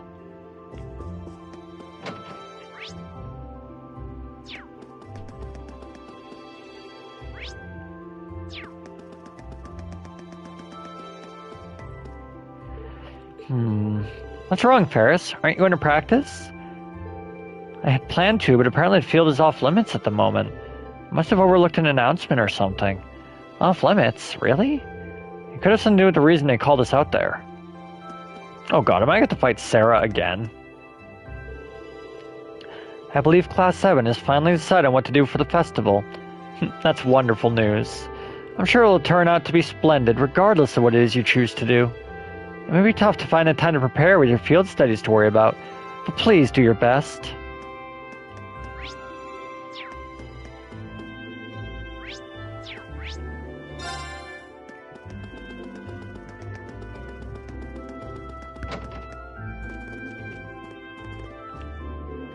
I'm so tired. Once again, Instructor Thomas tried to spend the night last night. I almost had to shove him out of here with a broom. And here he is, first thing in the morning, his nose buried in a book. His body might run on enthusiasm and history, but mine sure doesn't.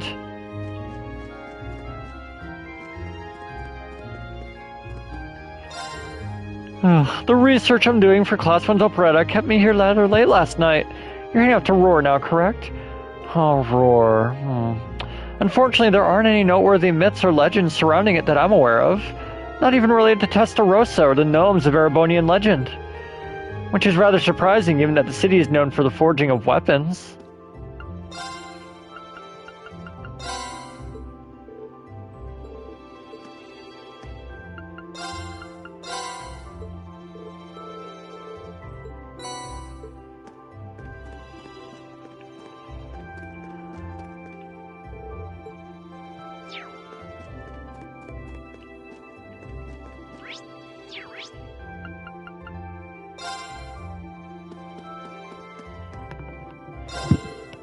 Oh, you're heading out on another field study? As if you haven't got enough to worry about with the festival coming up. With a tab like yours, Crow, you better come back safe. No problem. It's first year work anyway. It'll be a piece of cake. If it's a piece of cake, why do you have to repeat a year? Hey, I'm not technically reporting a year, just dangerously close to it. Now you've got me really worried.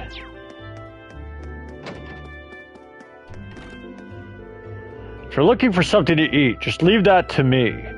I hear the situation isn't any better anywhere else in the country. There's no telling what you'll run into while you're out there.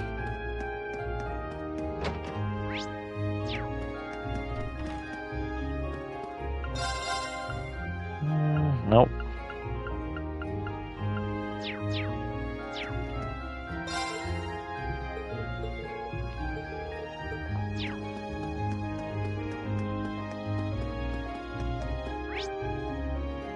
Wow, there's literally nobody here.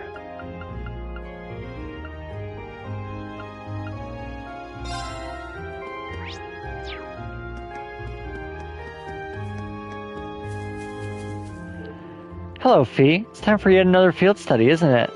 Although it seems like this time you're leaving later than usual. Sarah told us to head to the field for some reason. Oh, is that the case? Fee, no matter what you have to face, I'm sure you'll be able to overcome it.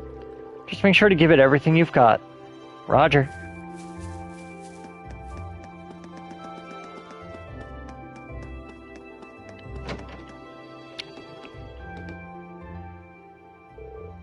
Morning, everyone. Good morning. Huh, didn't expect you three all together this early. What gives? We were just talking about all you, actually. I'm just glad you managed to decide what to do for the festival before you got shipped off for your field study. Sounds like you didn't waste any time putting George to work either. Well, we did ask him for help with our orbital instruments, yeah. I'm hoping to have everything sorted out by the time you're back. Make sure you know who's going to be playing what by then, though. We haven't decided our genre yet. Well, that's definitely something you'll have to take care of. I'm more interested in the outfits, though. I'm thinking sexy. Really sexy. Especially the girls. Oh, you and I are on the same page. Don't even think about it. I'm not wearing one. It would be a bit distracting if they ended up having to be as revealing as President Herschel's was. That was all Angie and Crow's fault. They wouldn't listen to any of my feedback. I hope you realize how much I'm counting on you to stop this, Reen. I'll see what I can do. On a less sexy topic, this month's field study sounds like a tough one. Roar's at the center of the Norsha province. The provincial army's influence isn't quite as blatant as in Ordis, but they still hold significant sway there. And the relationship with the railway military police is especially bad, so make sure you don't get wrapped up in all that. Really? And tensions are rising both inside and outside the country as it is. It's kind of worrisome. At least your field study's been planned out to minimize the chances of you getting into any trouble. What? What do you mean planned out? Oh, did Instructor Sarah not tell you? Well, we can't spoil the surprise then, can we? What are you? Curiosity piqued. Well, they did call you out to the field, right? Why don't you get going? I'm sure it'll make sense when you're there. Slow it down. How can you guys get to know and I don't? Sorry, Crow. Well, that's what you get for taking the easy classes again this year. What she said. Still, you're technically a second year, so make sure you back your new class up. Oh, I see how it is. Get a few more credits to me and you think you can get away with saying whatever you want. Well, it sounds like we should head over to the field then.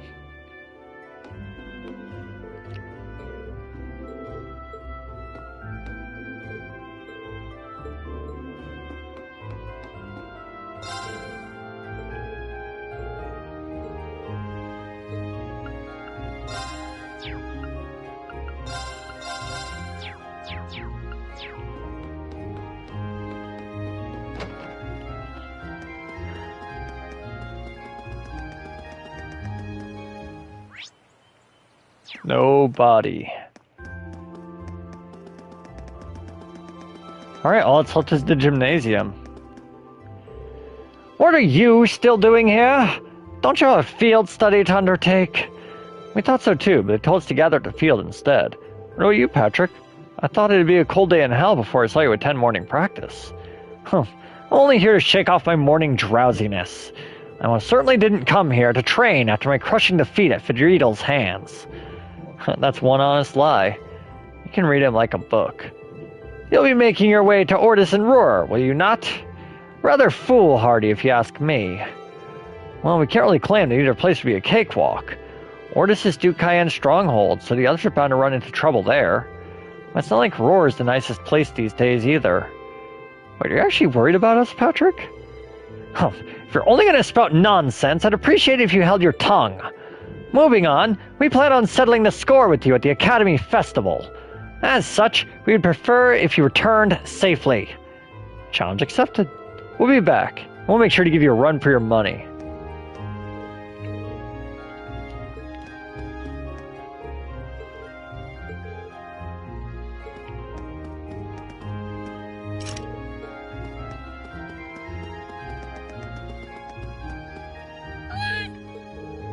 Oh, even Celine's here.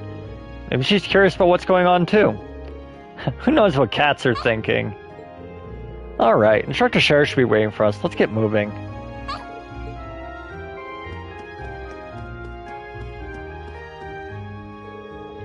We were all told to meet here at 9 a.m. Seems like I still have some time. Let's go.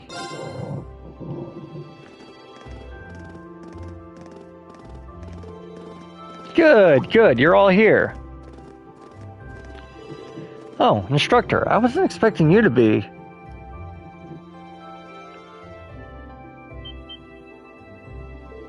Sharon? Weren't you in the dormitory when we left? Indeed I was, but I was summoned here by Lady Sarah, so after seeing you all off, I came straight here. How did I guess that she would get here ahead of us? You know, at this point, I really shouldn't be surprised. She ain't the Rainford's top maid for nothing. Personally, I would have preferred not to ask her to come at all, but since she'll be acting as Group A's guide, I didn't have much of a choice. Why, thank you. Wait, why would we need a guide? You're telling me... Oh, looks like everyone's here already.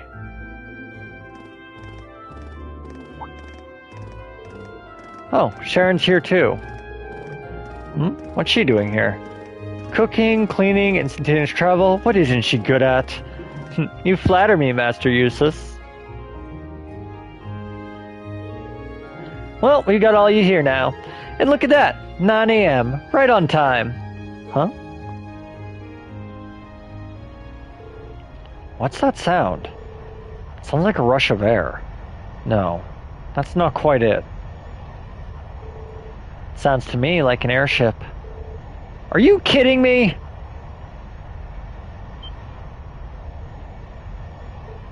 Look! What the hell is that? Here they come.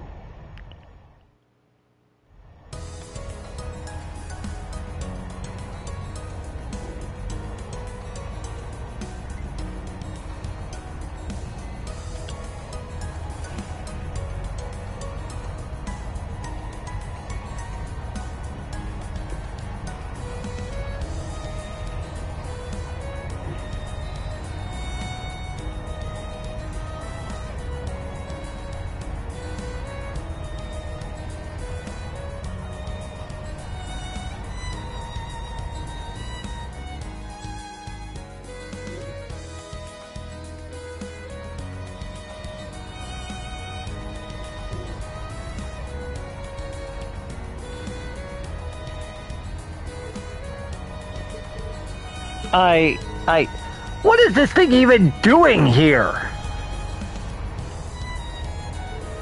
Wow, it's so cool. A Crimson airship. Who does it belong to? An Imperial Army warship, maybe? Nah, not enough giant guns.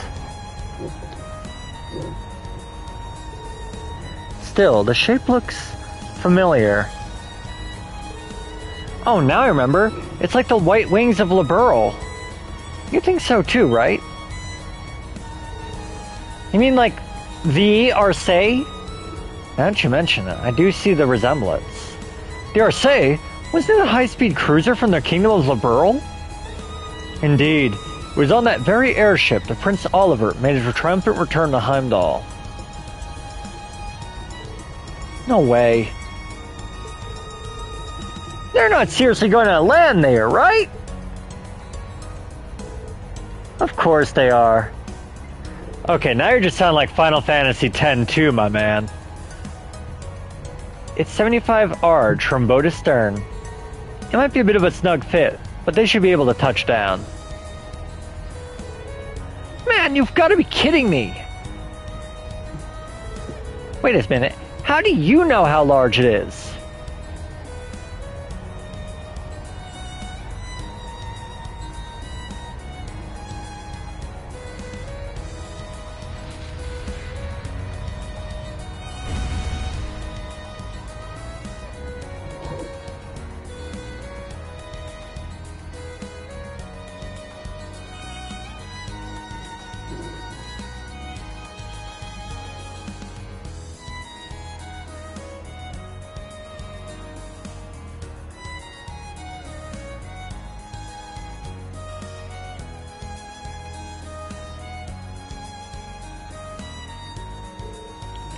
This is the best!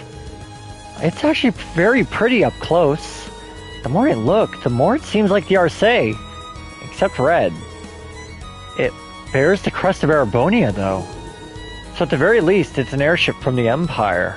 Salutations, my beautiful friends!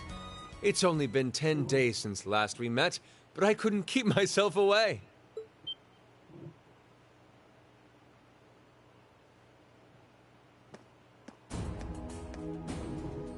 Prince Oliver! And Major Vander. I'm glad to see you all again. Your slack-jawed amazement says it all. It looks like this will be quite the crowd-pleaser during its grand unveiling in Heimdall. Wait, what grand unveiling? Man, I don't even know what's going on anymore.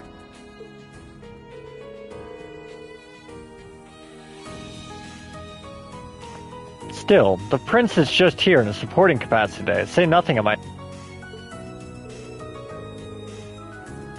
The real stars of this show are the airship, and this fine gentleman we have aboard. Who may you be referring to? It's been quite some time. I see many familiar faces gathered here today, and several I've yet to have the pleasure of meeting.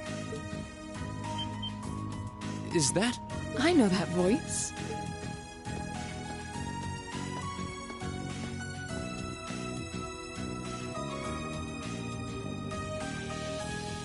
The Radiant Blade Master? Father! So that's Laura's dad? Wait, who's the one now? And look, Tobal's with him too. This isn't quite how I expected our grand reunion to go. That's for sure. What are you doing up there? And what's with the hat? Allow me to introduce you. This is Captain Victor S.R. Sade, who will be assuming command of this ship. So that's what this is about. I'll fill you in on the details another time. What in the name of Adios is that?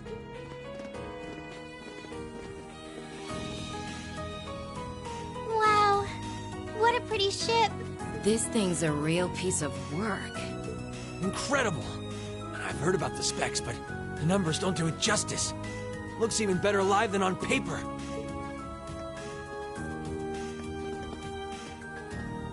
Principal Van Dyke, you too? Could someone fill us in on what exactly is going on here? Your bafflement is quite understandable. The chairman of the board proposed a change to your travel arrangements for this month's field study. He's agreed to deliver all of you to your respective destinations aboard this airship. What?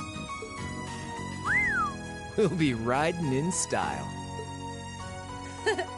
He's mainly taking it on its maiden voyage to unveil the ship to the nation. We're just kind of along for the ride. You'll be headed to the capital first, but from there, it'll be a straight shot to Ruhr. Wow. I'm not sure what to say. Oh, this is all so sudden. I think I need to sit down. Well, should we be off, Your Highness? Yes, that sounds marvelous. With that, let me be the first to welcome you, Class 7. Aboard the second Arcel-class high-speed cruiser, the Courageous.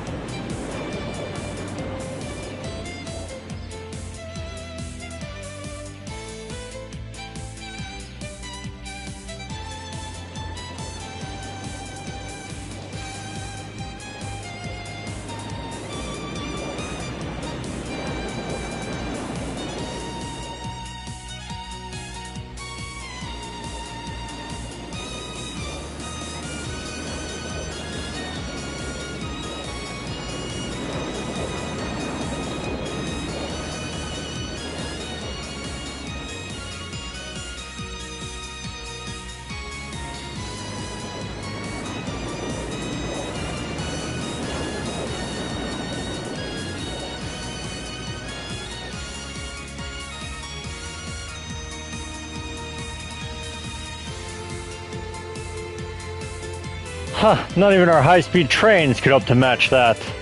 That may be true, but we still have our own strengths. How's the investigating going along? Well, they've been pretty blatant about trying to obstruct us, so basically about what we expected. The same is true in other areas as well.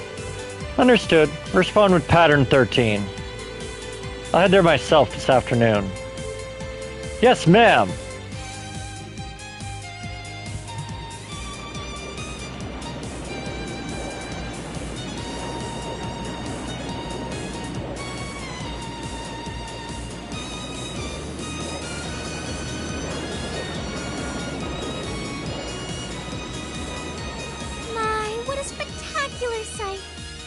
Brother told me all about it, but there's no substitute for seeing it soar through the skies. Simply beautiful. Yes, it really is. You're up there, aren't you, Lee?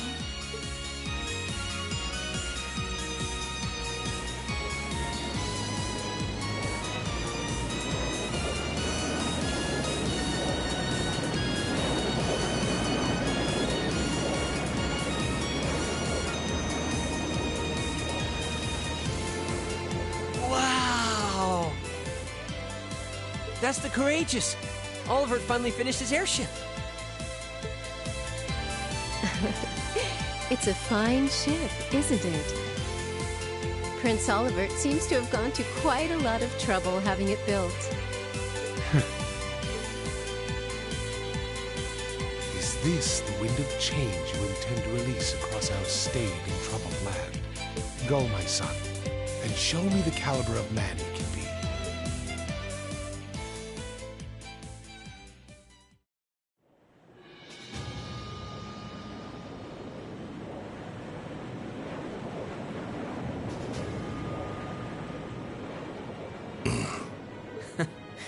Can you believe it's been almost 2 years already? And look at how far our debaucherous prince has managed to come. Partnering with Liberl to make a second Arcel-class airship, then cruising over the capital? I suppose that's one way to stick it to you for outmaneuvering him at the trade conference. Let him have his fun for now. Still, this was certainly an unexpected play on his part. He and that band of students he likes to ship across the country have proven a never-ending source of entertainment. But now, my dear Prince Oliver, we have reached a decisive point. The board has been prepared, every piece in its place. Can you turn the tides in your favor? I look forward to finding out.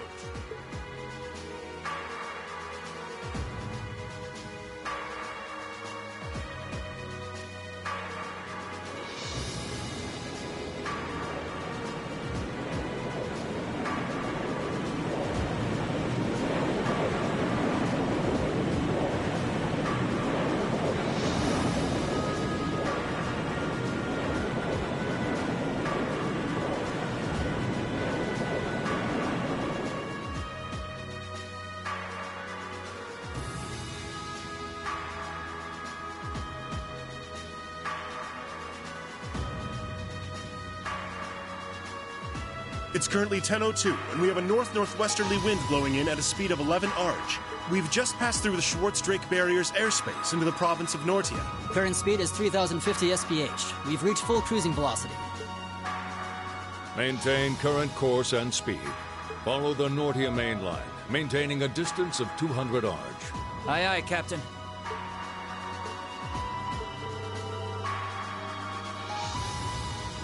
So, this is what the bridge of a cruiser looks like. It's all kind of making my head spin. If I'm not mistaken, this ship is equipped with the Epstein Foundation's latest information processing system. Huh.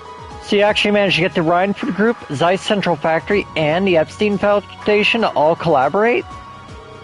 Huh. I suppose you would be the most informed on matters of technology. It took us the combined effort of countless supporters to take this airship from blueprint to beauty. I've caused a great many people no small amount of trouble gathering the technology and funds to build it. It's nice to know even princes have trouble with financing sometimes. Alas, it's true, I had to borrow quite a sum from a number of sources, the Emperor himself among them. But all my labors bore fruit, and we were able to build an airship that met all of my ideal specifications. At the length of 75 arj, it's almost twice the size of the original Arcel. And with it sporting 20 of the ZCF's high-performance engines, it can achieve a top speed of roughly 3,000 SPH. Not quite as fast as the Arcel's 3,600 SPH, but the Courageous boasts high armor and interception abilities. Good grief, she's memorized all the specs already. Still, the more I hear about it, the more unbelievable it sounds. Looks like he's compensating for something. I'd heard something about this was in development, but I never would imagine you'd pack this much power into it. Well, now we have a rough idea how extravagant the ship is. But what I don't understand is why my father's sitting in the captain's seat. He's not even part of the military. Unless... Father, did you actually enlist in the Imperial Army? Haha, I can understand why you might be perplexed. However, the ship isn't a part of any military force. Huh? So wait, is it officially regarded as the property of the Imperial family? Precisely. I intend this ship to serve as wings of a third faction of sorts, unconnected to both the Imperial and Provincial armies. To that end, I could think of no finer captain than Viscount Arcade. Well, that at least explains some of it. I see what you're getting at, yeah. The fastest airship in the Empire, captained by the Radiant Blade Master. Couldn't ask for a stronger deterrent than that. I'll say. Well, that's my hope anyway. The half the crew here are on loan from my division, the 7th Armored. The rest are civilians, representing a variety of nationalities and social classes. As for me, I'm here because I'm just that good at gathering information. They've also tasked me as the point man in keeping in touch with the guild and all its local branches. Makes sense to me. Toval's definitely a good choice. He's got tact and patience to spare. Me, on the other hand, I'm more the face-punching type. Frankly, I'm still shocked we're here. I never imagined we'd be flying in such a marvel of a ship with such a distinguished crew. You got me curious, though. Are you intending to tour the whole Empire like this? That's our plan, yes. The hope is that it might help assuage some of the tension that's been building across the nation. And if we happen to intimidate the Imperial Liberation Front while we're doing it, all the better. Ah, that makes sense, considering how they've got their own airship, too. The Intelligence Division, the RMP, seem to be keeping them in check for now. But having a ship like this in the air will definitely put even more pressure on the Liberation Front. In other words, the ship allows me to kill 3 birds with 1 stone. Genius, isn't it? And if I ever feel the urge to stretch my wings, I could take to the skies whenever the mood strikes me. Perhaps one day I'll even be able to put on a recital soaring in the skies above Heimdall. Well, putting aside certain idiotic flights of fancy, at this speed it should take less than an hour to reach Roar. Feel free to make yourselves at home while you're aboard. Aside from restricted areas like the engine room, you have the run of the ship. Go on, poke around a little. Thank you very much, sir. Thanks. I think I'll take you up on that. And that's how we ended up flying to our destinations aboard the Empire's newest, most cutting-edge cruiser. We didn't just sit and look out the windows, of course. Since we had the captain's permission, we each set about exploring the Courageous, seeing what this top-of-the-line airship had to offer.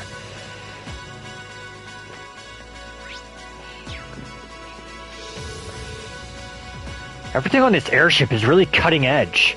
Prince Oliver does love his surprises. First his return to Heimdall and the Arcel, and now this.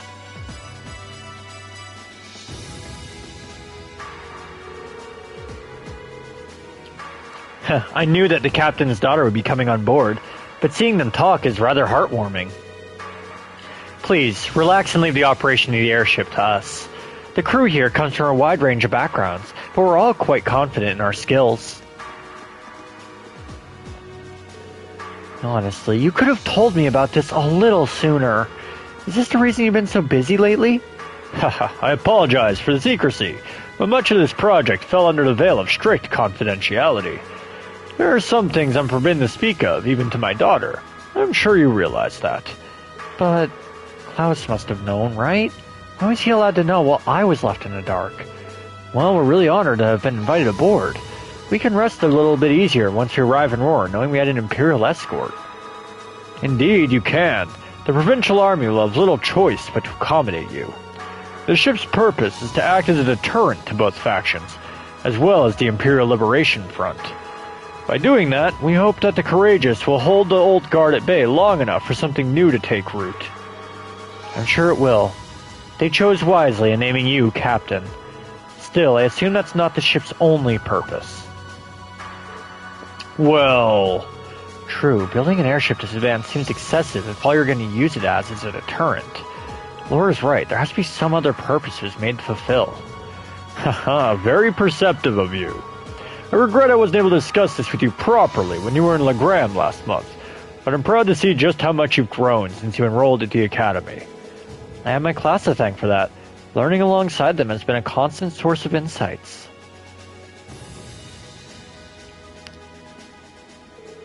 So tell me, Reen, how's she doing? Is Laura getting along with the other students? Huh? I think she's been fitting in fine.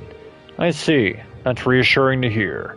At times I worry your growing up in a sword-fighting household caused her to end up less well-rounded than her peers. I hope you and the others will continue looking out for her. Of course. We're glad she's with us. I can't imagine Class 7 without her. I can't get help but feeling that she's something more to you than simply a classmate. Whatever the truth may be, I hope you'll continue treating her as the lady she is. I'm not one to abide inappropriate behavior towards my daughter.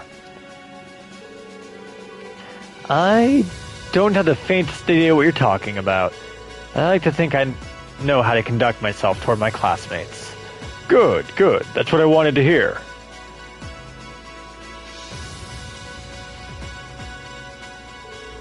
What are the two of you going on about with your whispering and furtive glances? It's nothing you need concern yourself with. Just a little discussion between men. You needn't worry. We'll be sure to get you to your field study safely. As a student of Thor's, I expect you to give it your utmost. Huh? He really does care about her.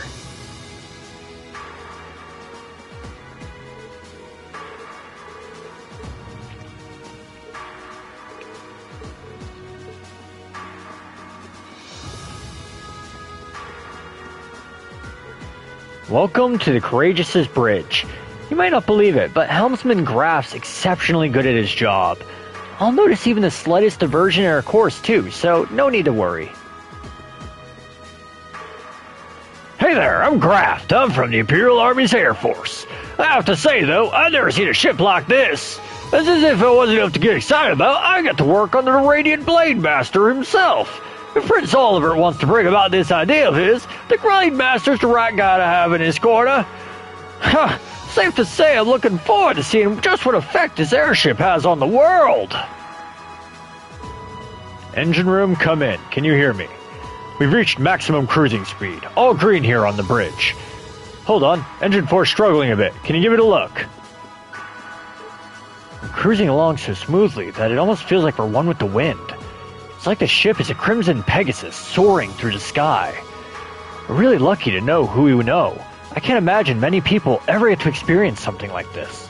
We owe the winds and the goddess our thanks. Hey there, I'm Curtis, the radio officer. Is this your first time on the bridge of a military airship? If you've ever seen one, you'll know them all, really. The main difference being that the Courageous is still new and shiny. Well, that, and the fact that the ship and its entire crew are unaffiliated with either faction. That's unusual.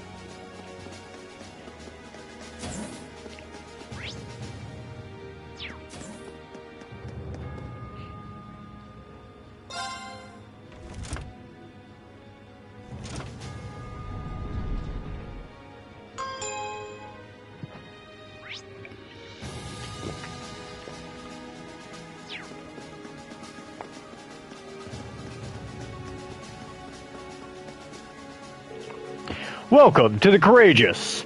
Prince Oliver and Major Vander are on the front deck if you're looking for them. Why don't you go say hello?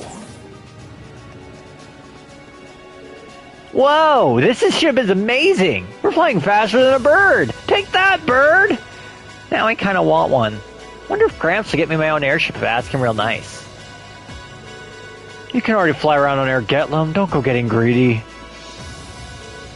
The airship we used in the core was pretty fast. This one's even faster. In fact, its specs seem pretty high across the board. Fancy stuff. Never a dull moment in Class 7, I guess. The view from up here is so beautiful. I feel like I'm weightless, soaring peacefully above the clouds. You know, this is actually the first time I've ever even been aboard an airship. Whoa, I think I'm starting to feel a little dizzy. Is that normal?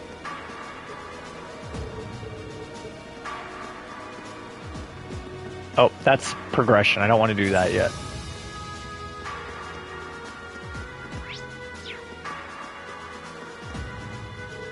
Come on, nobody wants to see dudes sing. It's all about the ladies. Besides, if we make the outfit skimpy enough, guys will be breaking on the doors to get in.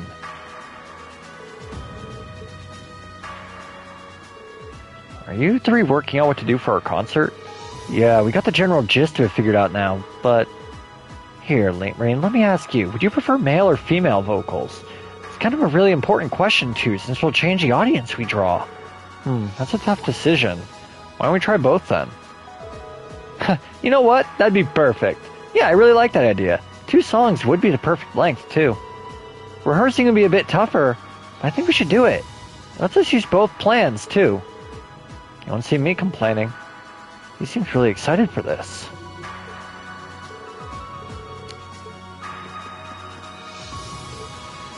Your ideas have the subtlety of a sledgehammer.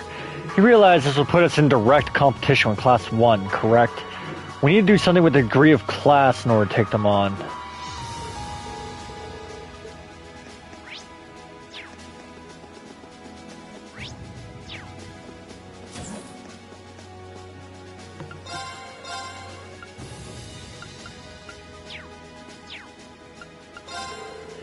Hey there, welcome to the supply room. Well, we don't actually have too many supplies here, though, since we were kind of in a rush. Still, if you want anything, let me know. You'll be my first customer.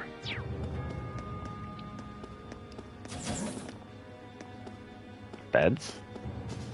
Books. Nope, nothing in here. When it comes to firepower, the ship's equipped with the bare minimum. That's not just due to a lack of time, either. It was a conscious decision on our part. We want the focus of the ship to be things it stands for, not much how much fancy weaponry it's got. Of course, it doesn't mean we won't react appropriately if anyone's foolish enough to try anything.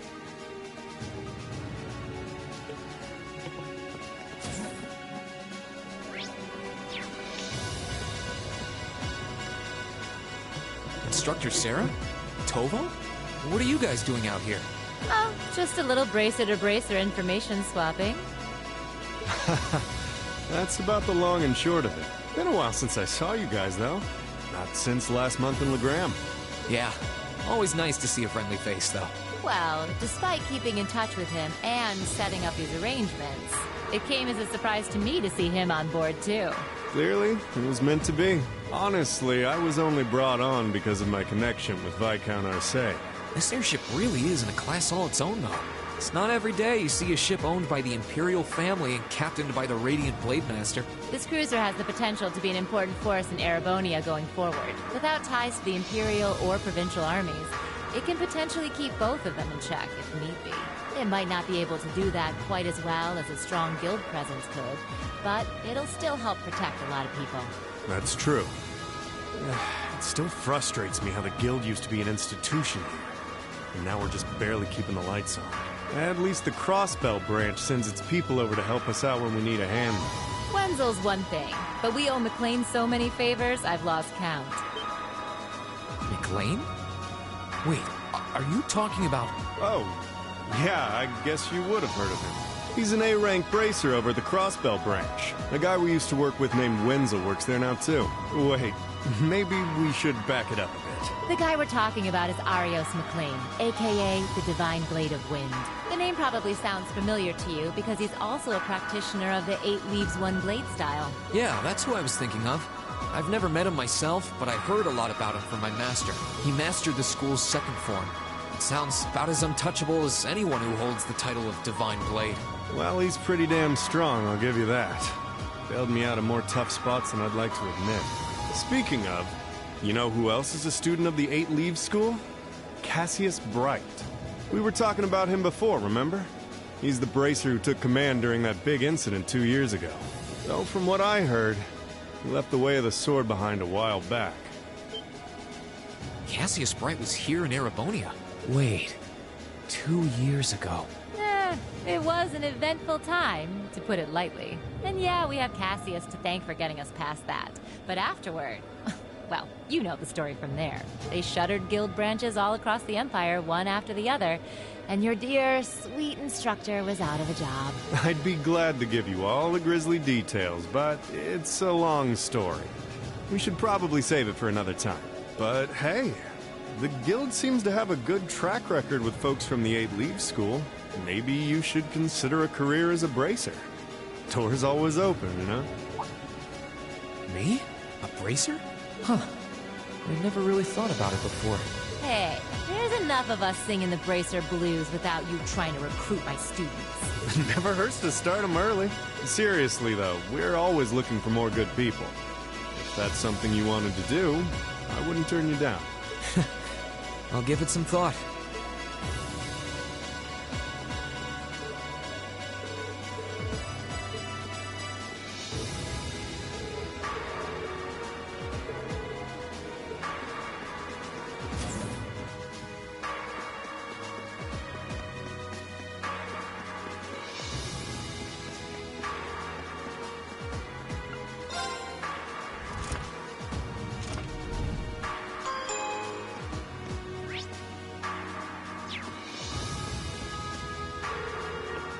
You'll find the ship's hangar beyond here.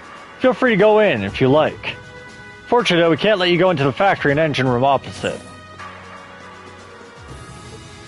Getting the ship ready for today was a real struggle. The ZCF and the Epstein Foundation's help really greased the wheels, though. So yeah, welcome to the Courageous. This baby's the most state-of-the-art airship in the world, hands down. I couldn't believe what I was hearing.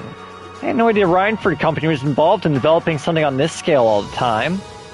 And I found out it was a collaboration with the Epstein Foundation and ZCF. And on top of that, she's got her hands in the development of our Arcus units, too. It's way too much work for one person. How many projects does Mother have under her wing right now? Well, I'm afraid I can't give a simple answer to that. But suffice to say, the chairman only knows about a small number of projects in development by the Rhineford Group. Lately, the directors have... I knew it. Oh? Hello, Master Reen. Sorry, am I interrupting something? No, it's okay. Have you finished exploring the airship? I expect it'll be a little while longer before we reach Roar. Finished? I don't think I've even seen half of it yet. It's kind of overwhelming. I'm looking forward to landing in Roar, though. It's been a while since I've seen the industrial metropolis. It's not too far from my hometown, so I'd always hear about it in passing. Oh, that's right, you're from Ymir, so I guess you would then. Want a little refresher? I bring up to speed on all things Roar. Sure, why not? Roar used to be a factory town, but it grew into a hotspot for technology as a result of its steel and heavy industry. The population's around 200,000, and since the city's in the Minoria province, it's under Marcus Ragnar's jurisdiction. Ah, that's right. I still find it kind of wild that Angelica's his daughter. You know, the last time I visited, it felt like the whole city was man-made. Trees and grass were rare sights. It made me feel it kind of made it hard to tell how large the city really is. Well, the city itself is basically one giant structure divided into several levels. It's been expanded so many times that even longtime residents occasionally wind up in places they don't recognize. Why, I've lost count of the number of times I had to go pick Lady Alisa up when she lost her way. That was when I was a kid. Don't say it like it still happens. Really, it was a long time ago. Anyway, north of Roar is the Sashan Iron Mine. The iron mine there makes its way to most of the Rhineford Group's products in some form or another. The amount of ore they get from just that one mine is immense. The Empire would be a different place today without it. I don't doubt it. Even our textbooks mention the Sashan Mine. It's been vital to the Empire since before the Orbital Revolution. In the center of Roar, you can't miss the Rhineford Group's corporate headquarters, which is also basically my house. Honestly, I was hoping I wouldn't have to go back anytime soon. Alisa? Guess there's no point in moping about it now. We've got to have a field study that didn't spiral into some sort of hectic adventure. But I'm ready if you are. We'll just take it as it comes. I'll be wishing you all the best.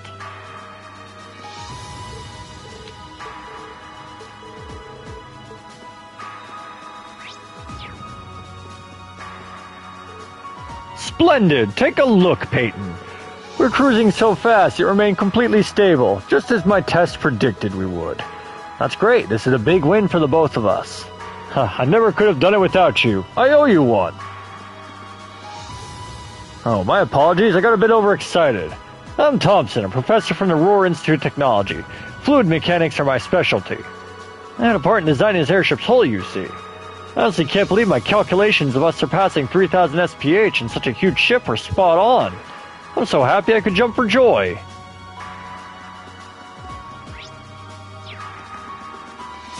Alright, time to go see Prince Oliver. He's the last one to speak with.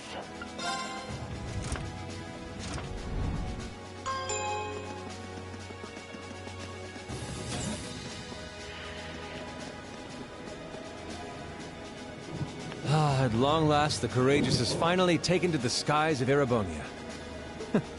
I feel like a mother hen watching her chicks leave the nest. I'll take your word for it. This may sound a bit forward of me to say, but it sounds like you had some hurdles getting this project together. It was no easy ride, I'll say that. I doubt it would have come together without the Prince's unwavering dedication and tireless work. He had to find the time to raise funds and oversee the entire project, in addition to all his official duties. And to add to that, he had to take care of all the arrangements necessary to get Viscount Arcade installed as its captain. I can't even imagine how busy your schedule must have been. Even from a student's perspective, it sounds brutal. Well, for this ship to have any weight as a deterrent, I needed the Viscount. Thankfully, he agreed to my request. My plan is to create a neutral third power capable of acting independently of our nation's two competing factions. You can think of the Courageous as the first physical embodiment of that ideal. A third party, huh? I feel like I'm starting to understand at least part of what it is you're trying to accomplish. The road will be a difficult one. True, but this is only the beginning. Seeing this ship soar through the clouds for the first time moves my heart, just as when Class 7 was formally established. I look forward to seeing what the future holds for the Courageous, and for the brave men and women of your class. Your Highness. We live in interesting times. The political situation across the Empire seems to grow more ominous by the day. But, with any luck, making a real show out of this ship's launch will push back against the prevailing climate. Well, that's the hope at least. Either way, you'll have your whole life to split hairs about politics. For now, give your attention to your field study. Thank you. I know you have high expectations for us, and I hope we'll be able to meet them.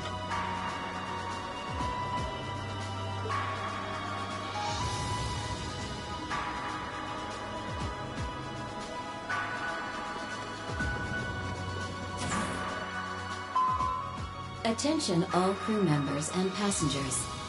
We will soon be entering Ruhr airspace. Please prepare for landing, and make sure you have all personal effects with you before disembarking. Sounds like we're almost there. That was a shorter flight than I'd expected. Guess I'd better go round up the others and start getting ready.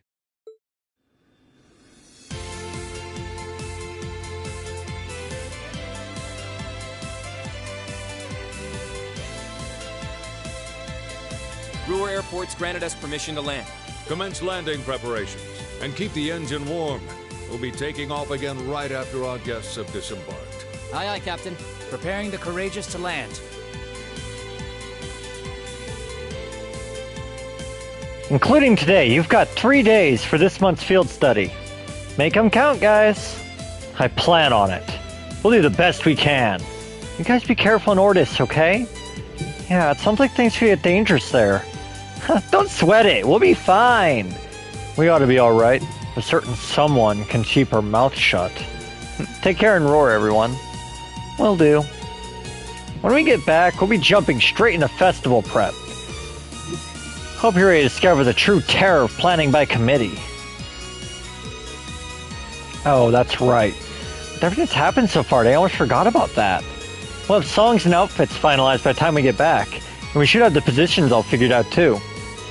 Let's try to save at least a little bit of strength. It'd be a shame to come back too tired to outdo Class 1. Oh, I think I could find the energy. That's all the more reason for us to return safe and sound. Haha, the spirited joys of youth. I'm sure both your field study and the Academy Festival have proven valuable experiences for all of you. Work hard out there, guys. Not too hard, you hear? May the goddess go with you. Take care. We will.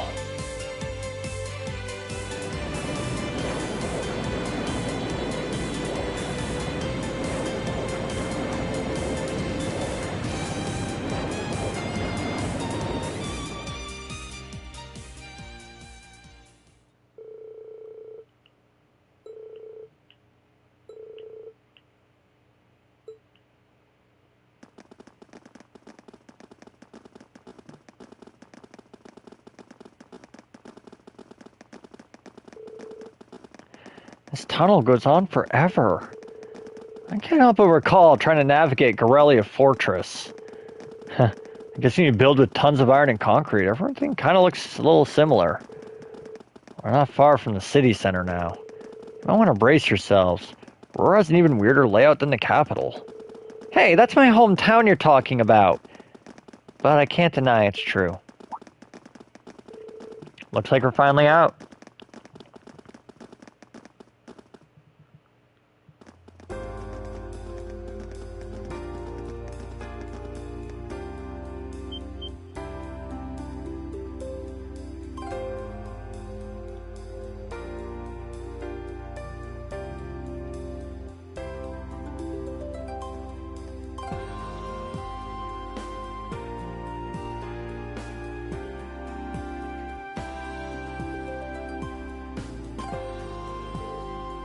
Whoa! The city extends above and below?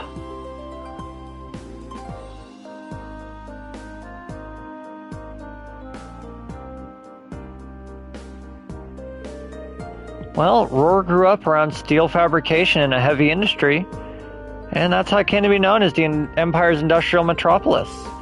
You were right. It is weird. It's got a population of around 200,000 people, too. That's as big as the capital of a smaller country. I feel like the city's gotten even bigger since the last time I was here. The Rhineford Company headquarters is on the upper level, right? That's right.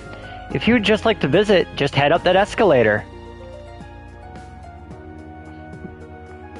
Allow me to welcome you to Ruhr, home of the Rhineford Company. I sincerely hope that your field study here will be a fulfilling one.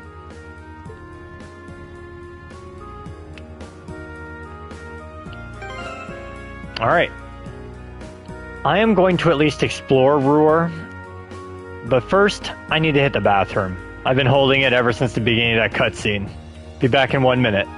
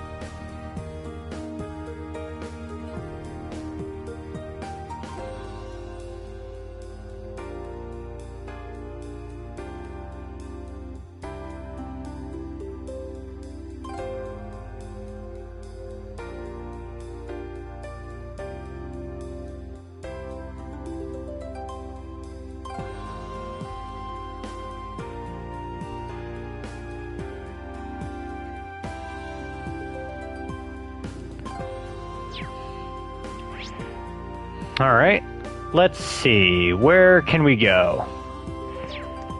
Well, I imagine... Oh, Sharon's saying no.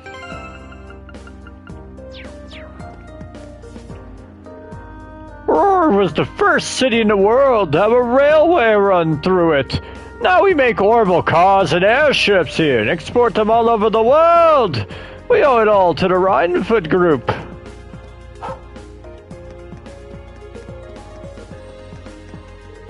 Welcome to Baronia's, where we always want to save you money.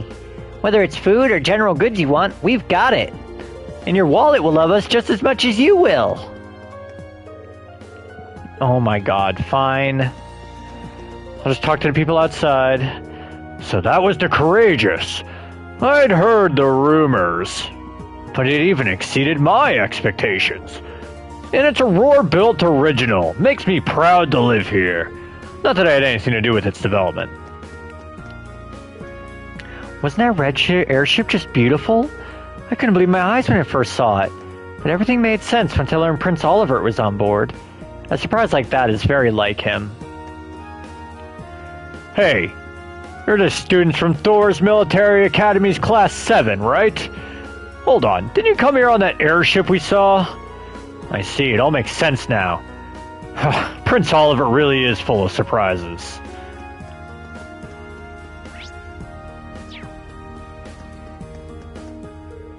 Can't go that way. Alright, fine. I guess we'll take the escalator.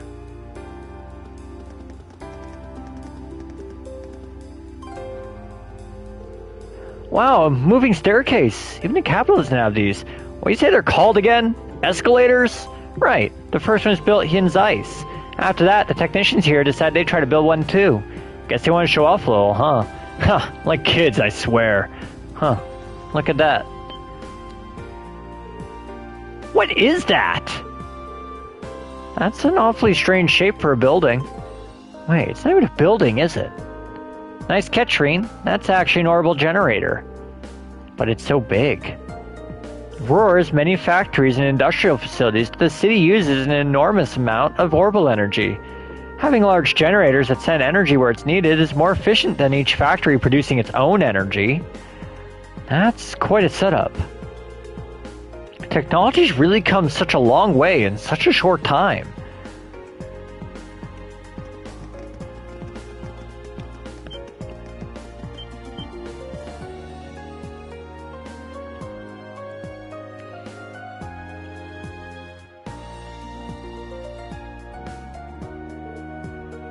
Whoa. I've seen the building in pictures, but it's even more commanding in person.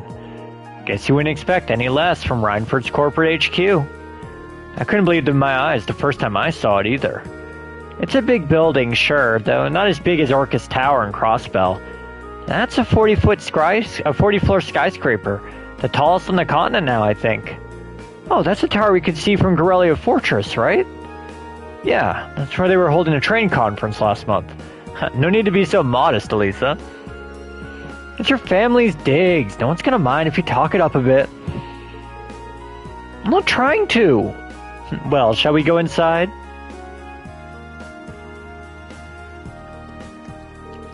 It's enormous! I could barely see the top of it.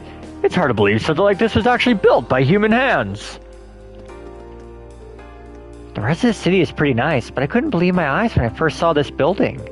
There's no company in the world quite like Rhineford, so I suppose it makes sense their corporate HQ is huge.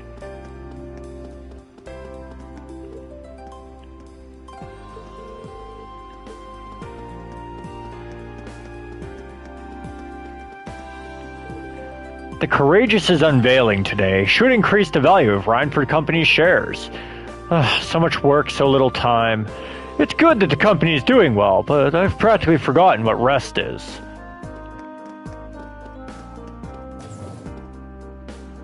Fine, Sharon, we'll go into the Rhineford facility.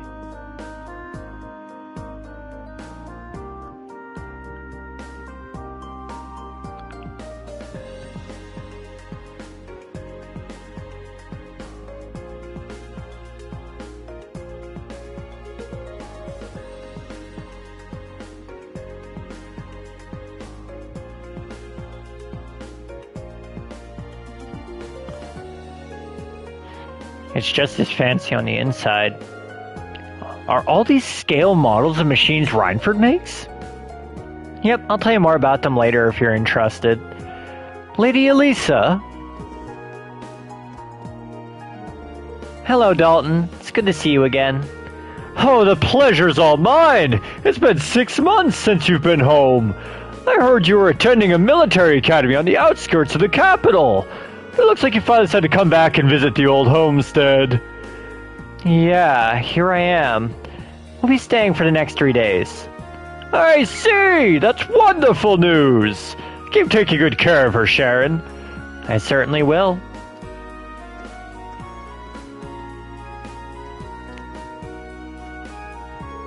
Wow, it's one thing to hear about it, but I know what you mean. Kind of brings home the fact she's a Reinford. Let's just get going, okay?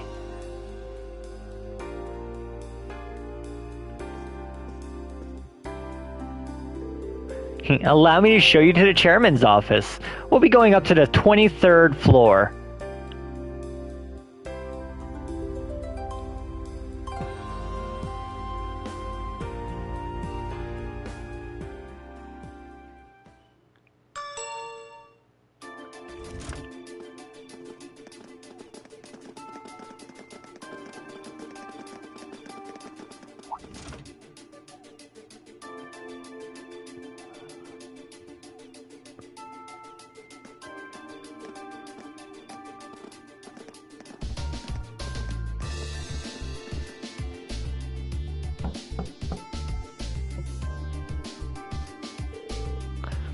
Excuse me, Madam Chairman. I've brought the ladies and gentlemen of Class 7. Bring them in. As you wish.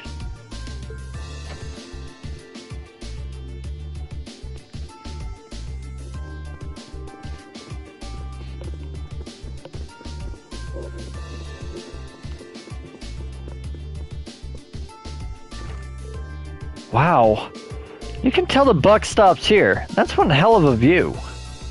So it looks like the Courageous' inaugural flyover in Heimdall and Ruhr was a success. But don't release an official statement until tomorrow. Yes, that'll be fine.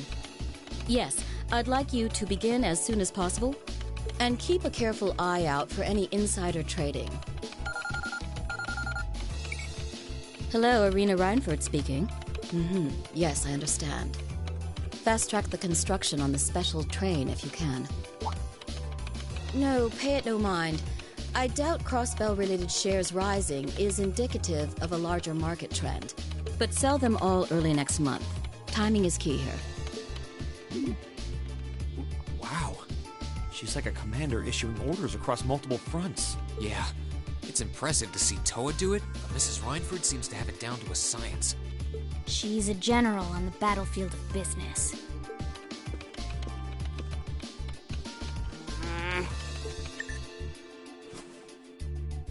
Ah, right.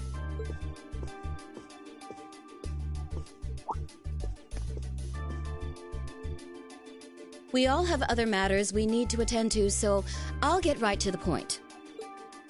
Here. What? I like that she struts past her own fucking daughter to hand it to us. Thank you.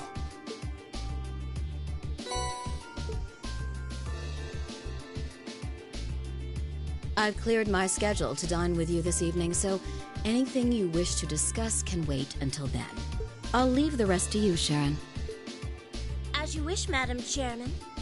When do you expect to return this evening? I'm planning on 7. Have our guests enjoy a night cruise, if you will. That sounds splendid. I'll make the necessary arrangements. That's it? That's all you have to say? I don't care if you ignore me, that's nothing new. But my classmates are here and you're on our board of directors. Would it kill you to show at least a little interest? Alisa. Whoa, Alisa, it's okay. You don't need to get worked up for our sake. Oh, I almost forgot to mention. Huh? If you want to return in one piece, I'd suggest you steer clear of the Provincial Army and the Railway Military Police. The same goes for the Marquis's mansion, though I can't imagine what business would take you there. Use common sense, and don't try to overstep your bounds. That'll be all. Have a safe trip, Madam Chairman. Wow, your mom's a real piece of work, Alisa. The Army only wishes it was that efficient. She certainly has the mettle to head up an international company like this, to say the least. See? You see why I didn't want to come back now? You can't tell me that gave you a great impression of her. I think you're being a little hard on her. She was looking out for our safety, giving us that advice. And she only did it as an aside. And she only did that as an aside after Alisa screamed at her. Getting all worked up and storming off in a huff is what she wants me to do, and I'm not going to give her the satisfaction. Okay. We'll be back before sundown, Sharon. I'd like you to have the guest rooms and dinner preparations sorted by then. Oh, and see to our luggage, would you? As you wish. Have a safe trip, everyone.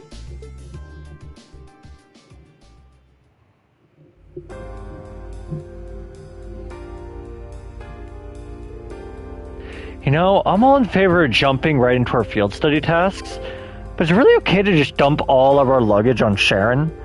I was wondering the same thing. All our luggage together must have been quite a heft. It's Sharon. She'll be fine. Honestly, can you imagine her breaking a sweat carrying suitcases? I can't. You've got a point. She'll probably carry them all in one go. Well, looking after guests does seem to be her specialty. Exactly. Anyway, let's see what kind of things we got lined up for us this trip.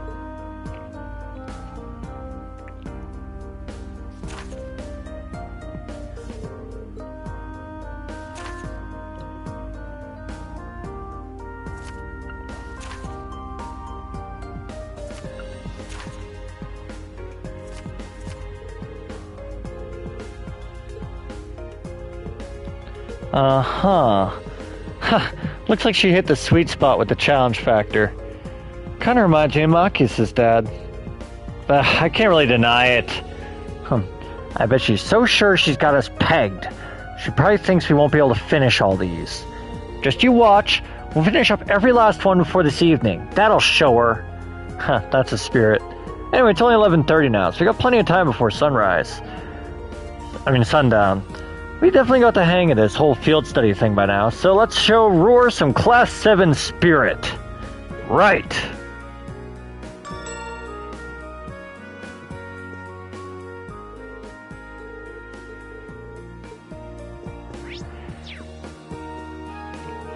There's been a lot of uncertainty in the air recently, what with the terrorist attack in Heimdall and Crossbell situation. So we beefed up security at Rhineford too. We're one of the largest companies on the continent. We gotta stay safe. I'm looking into Rhineford Company's most cutting-edge personal airship. It's anything but cheap, but his business is all about speed. Owning a fast ship would obviously improve my business. I should be think of this as a worthy investment for the future. You have excellent taste, sir. Might I recommend this model as well?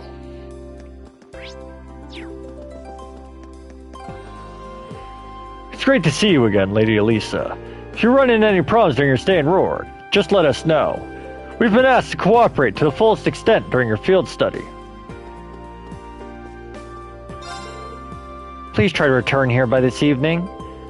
The chairman has stated that she would like to dine with you.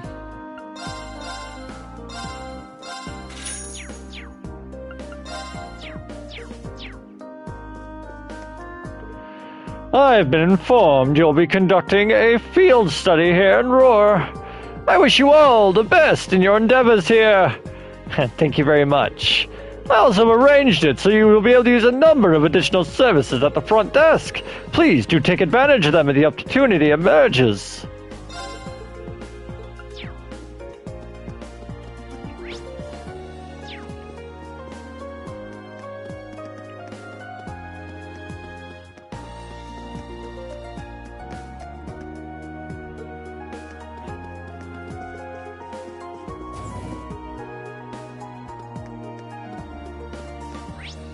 Alright.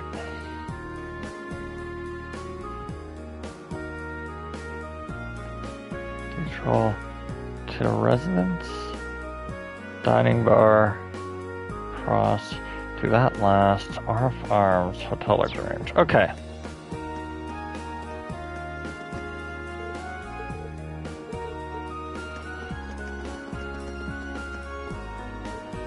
This year we really have to go. Of course, I've already booked us a place to stay. Thor's Military Academy Festival, here we come! Oh, I can't wait to see her graceful figure again. I'm a little worried about her, though. She's always running off with other girls. She can't be stopped. Looks like these two are fans of Angelica. Well, she did grow up here. Of course she left a few pining hearts in her wake.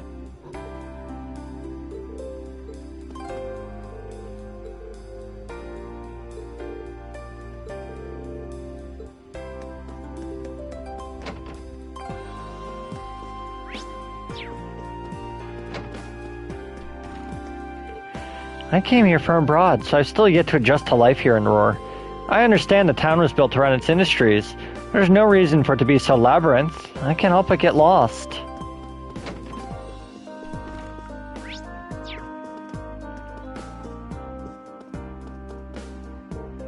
Ugh, my shoulders are all stiff. Still, looks like we're on track to hit our target for the current fiscal year, so I can sneak in a little break. Businessmen are people too, you know. We need to unwind every so often. The city of Roar is a rather unique place, with a number of issues bubbling away beneath the surface.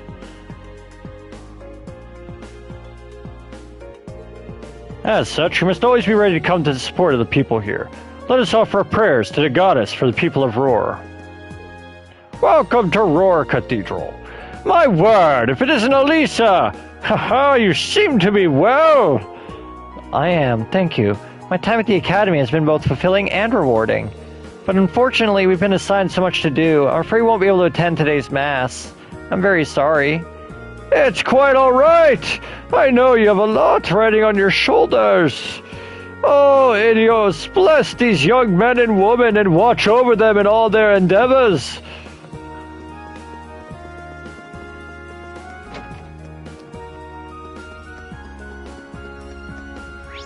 That's the last thing I do. Orbital escalators carry people by endlessly looping on themselves. That's exactly the kind of functional beauty I'm talking about. Looks like a dead end. This was some kind of maintenance room, I think.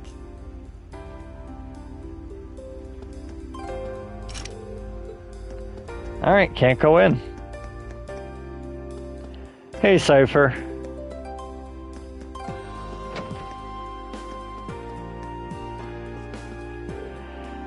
My husband's an engineer at the Rhineford Company, and he can be a real nag about it sometimes. He's always going on about how I need to cook with measuring cups, just so I can know how much of an ingredient I'm using. I don't know why I have to be so stubborn about everything. What would an engineer know about cooking anyway?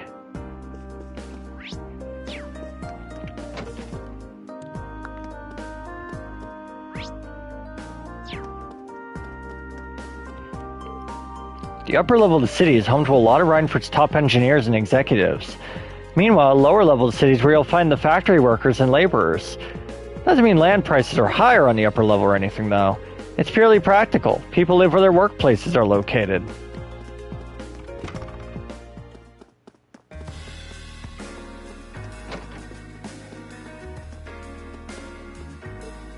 Well, it's a rare treat to see you, Alisa. How long have you been back? Not too long, actually. I'm only here as part of my studies at the academy. It's great to see you again, though. It looks like it's been treating you well. So tell me, which of these eligible bachelors is your boyfriend? What are you talking about? I don't have a boyfriend. Oh, really? I got the impression from looking at you, you've been getting close to someone lately. You can't tell that anything by just looking at someone. Looks like Alisa has all kinds of friends here.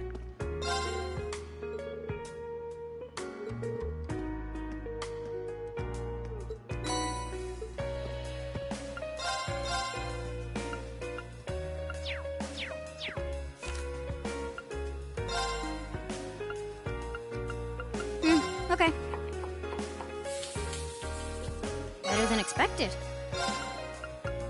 Sure, I'll give it a shot. Oh, you're gonna... Alright, I'll give it a try. I suppose this'll do. Good day, and welcome to F. My word, I think I remember you coming here before, actually, with Gwyn. I see you have friends with you today. Haha, please enjoy your stay. Did you know the Roar Institute Technology played a part in designing the Courageous? One of my coworkers, Thompson, ran a number of experiments to finalize the hull's design. He was so excited about it, he would go days without sleeping. I'm so happy for him that its maiden flight was an untroubled one.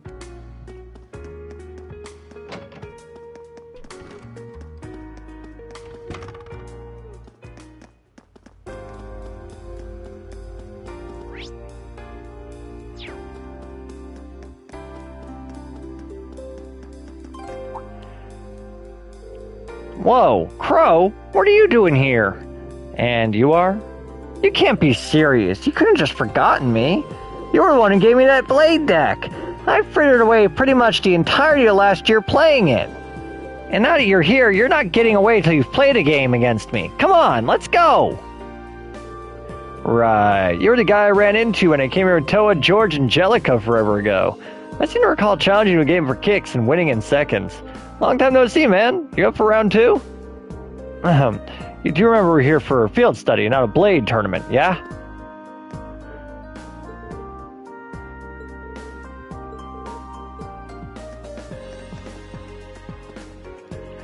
Woohoo, just look at it go! What is that thing? It's the kind of reaction we like to see. We call it an orbital remote-controlled car, and it's something we're developing here at this institute. There aren't any plans to actually make a consumer version yet, though. Not yet. Wow, I had no idea the institute was doing research like this.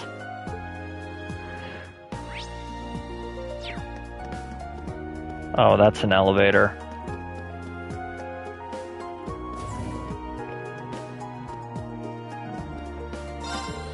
Good day, and welcome to RF Arms. As you can see, we're a Rhineford affiliate store with a focus on weaponry. We have a wide selection of choice Rhineford Company weapons available for your perusal. Okay, first off, let's see, we don't have enough money for anything right now.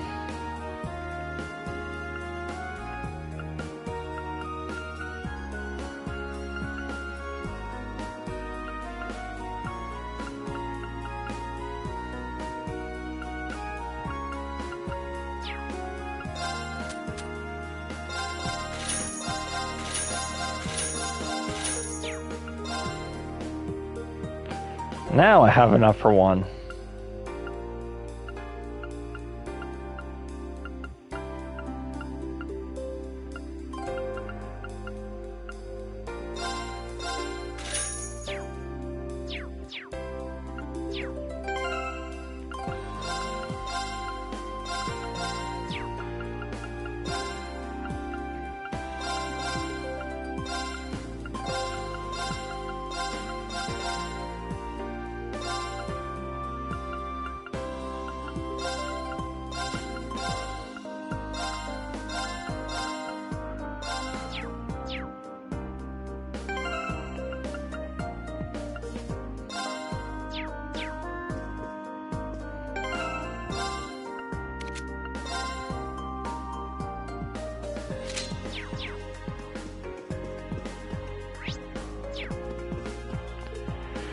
I'm pleased to say products we announced in June are receiving a very nice reception. Can't rest on our laurels, though. We can always improve our cut lineup to better meet our customers' needs.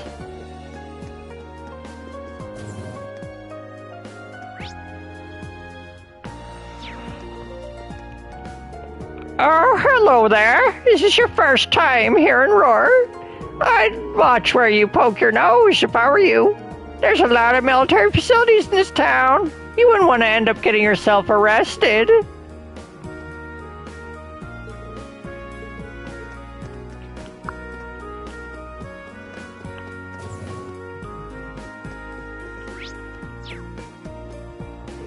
Huh. I'm here to do business with the Rhineford Company. It's hard to believe that the little girl I met 20 years ago is running the company now, especially given how young she is. I definitely shouldn't underestimate her in our upcoming business talks.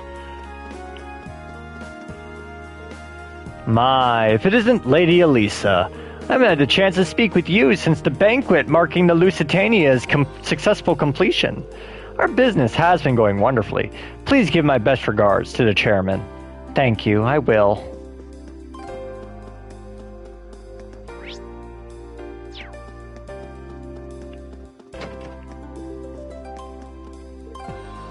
Have you heard of the Roar Urbo radio station? You could probably tell from the name, but it's a really popular radio station based here in Tror. It's mostly music, but they run news programs sometimes too. I can't just get enough of it.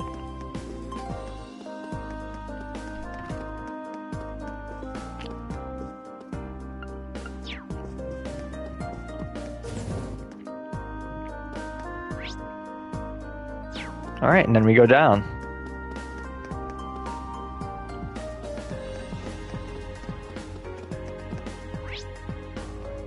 Let's go with...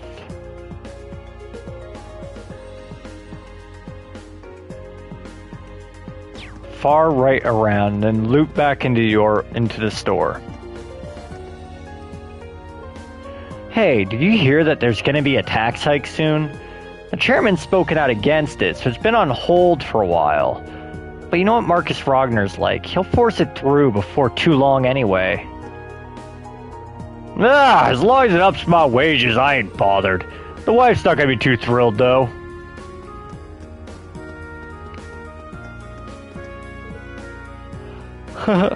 Lokomo is such an idiot. I can't believe he can't even find me when I'm in an obvious place like this. Yuna! I haven't seen you in ages. Alisa, you're back? I wish you'd told me you were coming. I would have met you at the airport. Oh, I know you would, but I figured you'd probably be busy. Don't worry about that. It do Vance do some good to make him fend for himself. He's always busy talking to customers, leaving the actual work to me, so he can't do anything when I'm not around. I take it that means things haven't gotten any easier for you. You say that like I'm the only one with a tough family life. Well, this is an interesting friendship.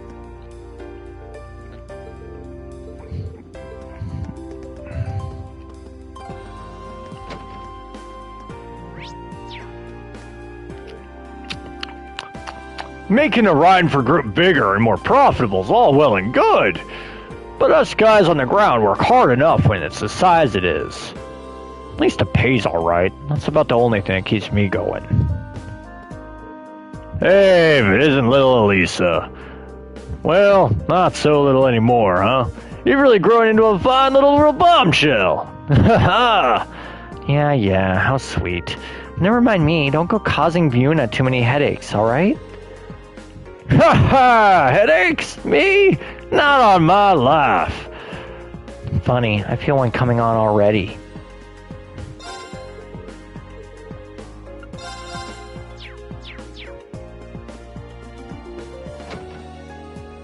I'm probably gonna save the side quests and all that for next time. Hey, you! This area's off limits. Move along. This building's a military factory. A military factory? Yep, I don't think it's part of the production line that makes the Army's tanks. Which would make it chock full of confidential military information, so civilians aren't allowed to go inside. The Imperial Army handles the security here personally, too. Sounds like a place we'll want to stay well away from.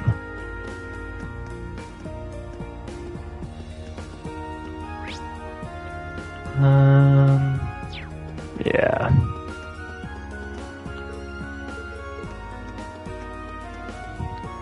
Oh, are you the students from Thor's Military Academy?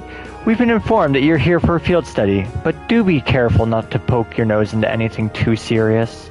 Trust me, you don't want to stumble into one of Roar's many military facilities containing confidential information. We're from Squad 11 of the Railway Military Police. We're currently patrolling the area. Don't mind us.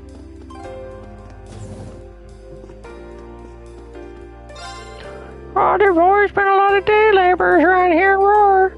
I started running the shop to sell to them, and they ended up doing far better business than I ever expected. I won't be resting on my laurels, though. My dream is to turn this business into a trading company as big as the Ranford Group.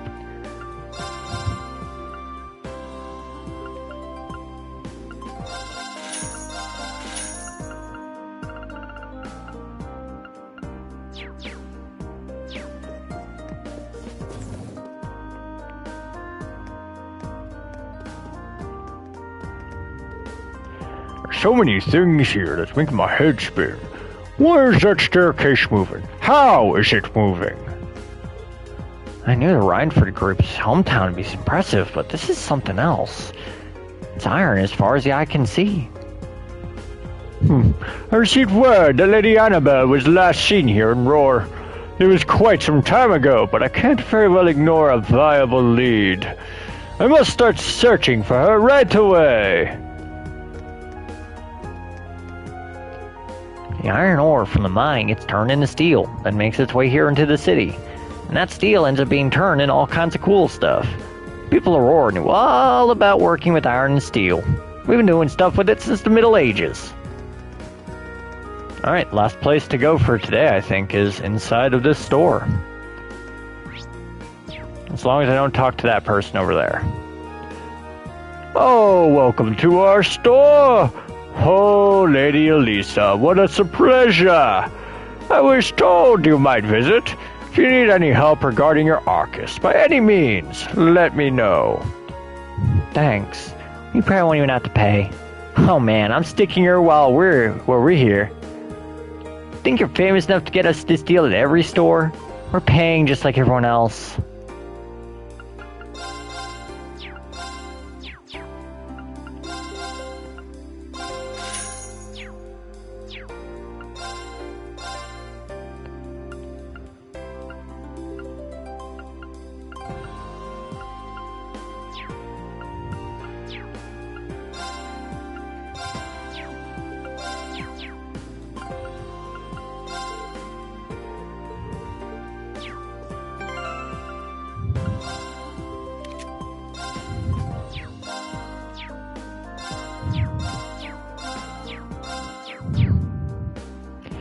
Alright, that's pretty good for right now. So, our next stream is probably going to be Thursday, because Wednesdays I almost never stream. I usually don't have the time. But we'll probably do Thursday. Aim would be to knock on wood, potentially finish Cold Steel 1 by Sunday night. We'll see how this goes. Alright, thanks for watching everybody. I'll see you all Thursday.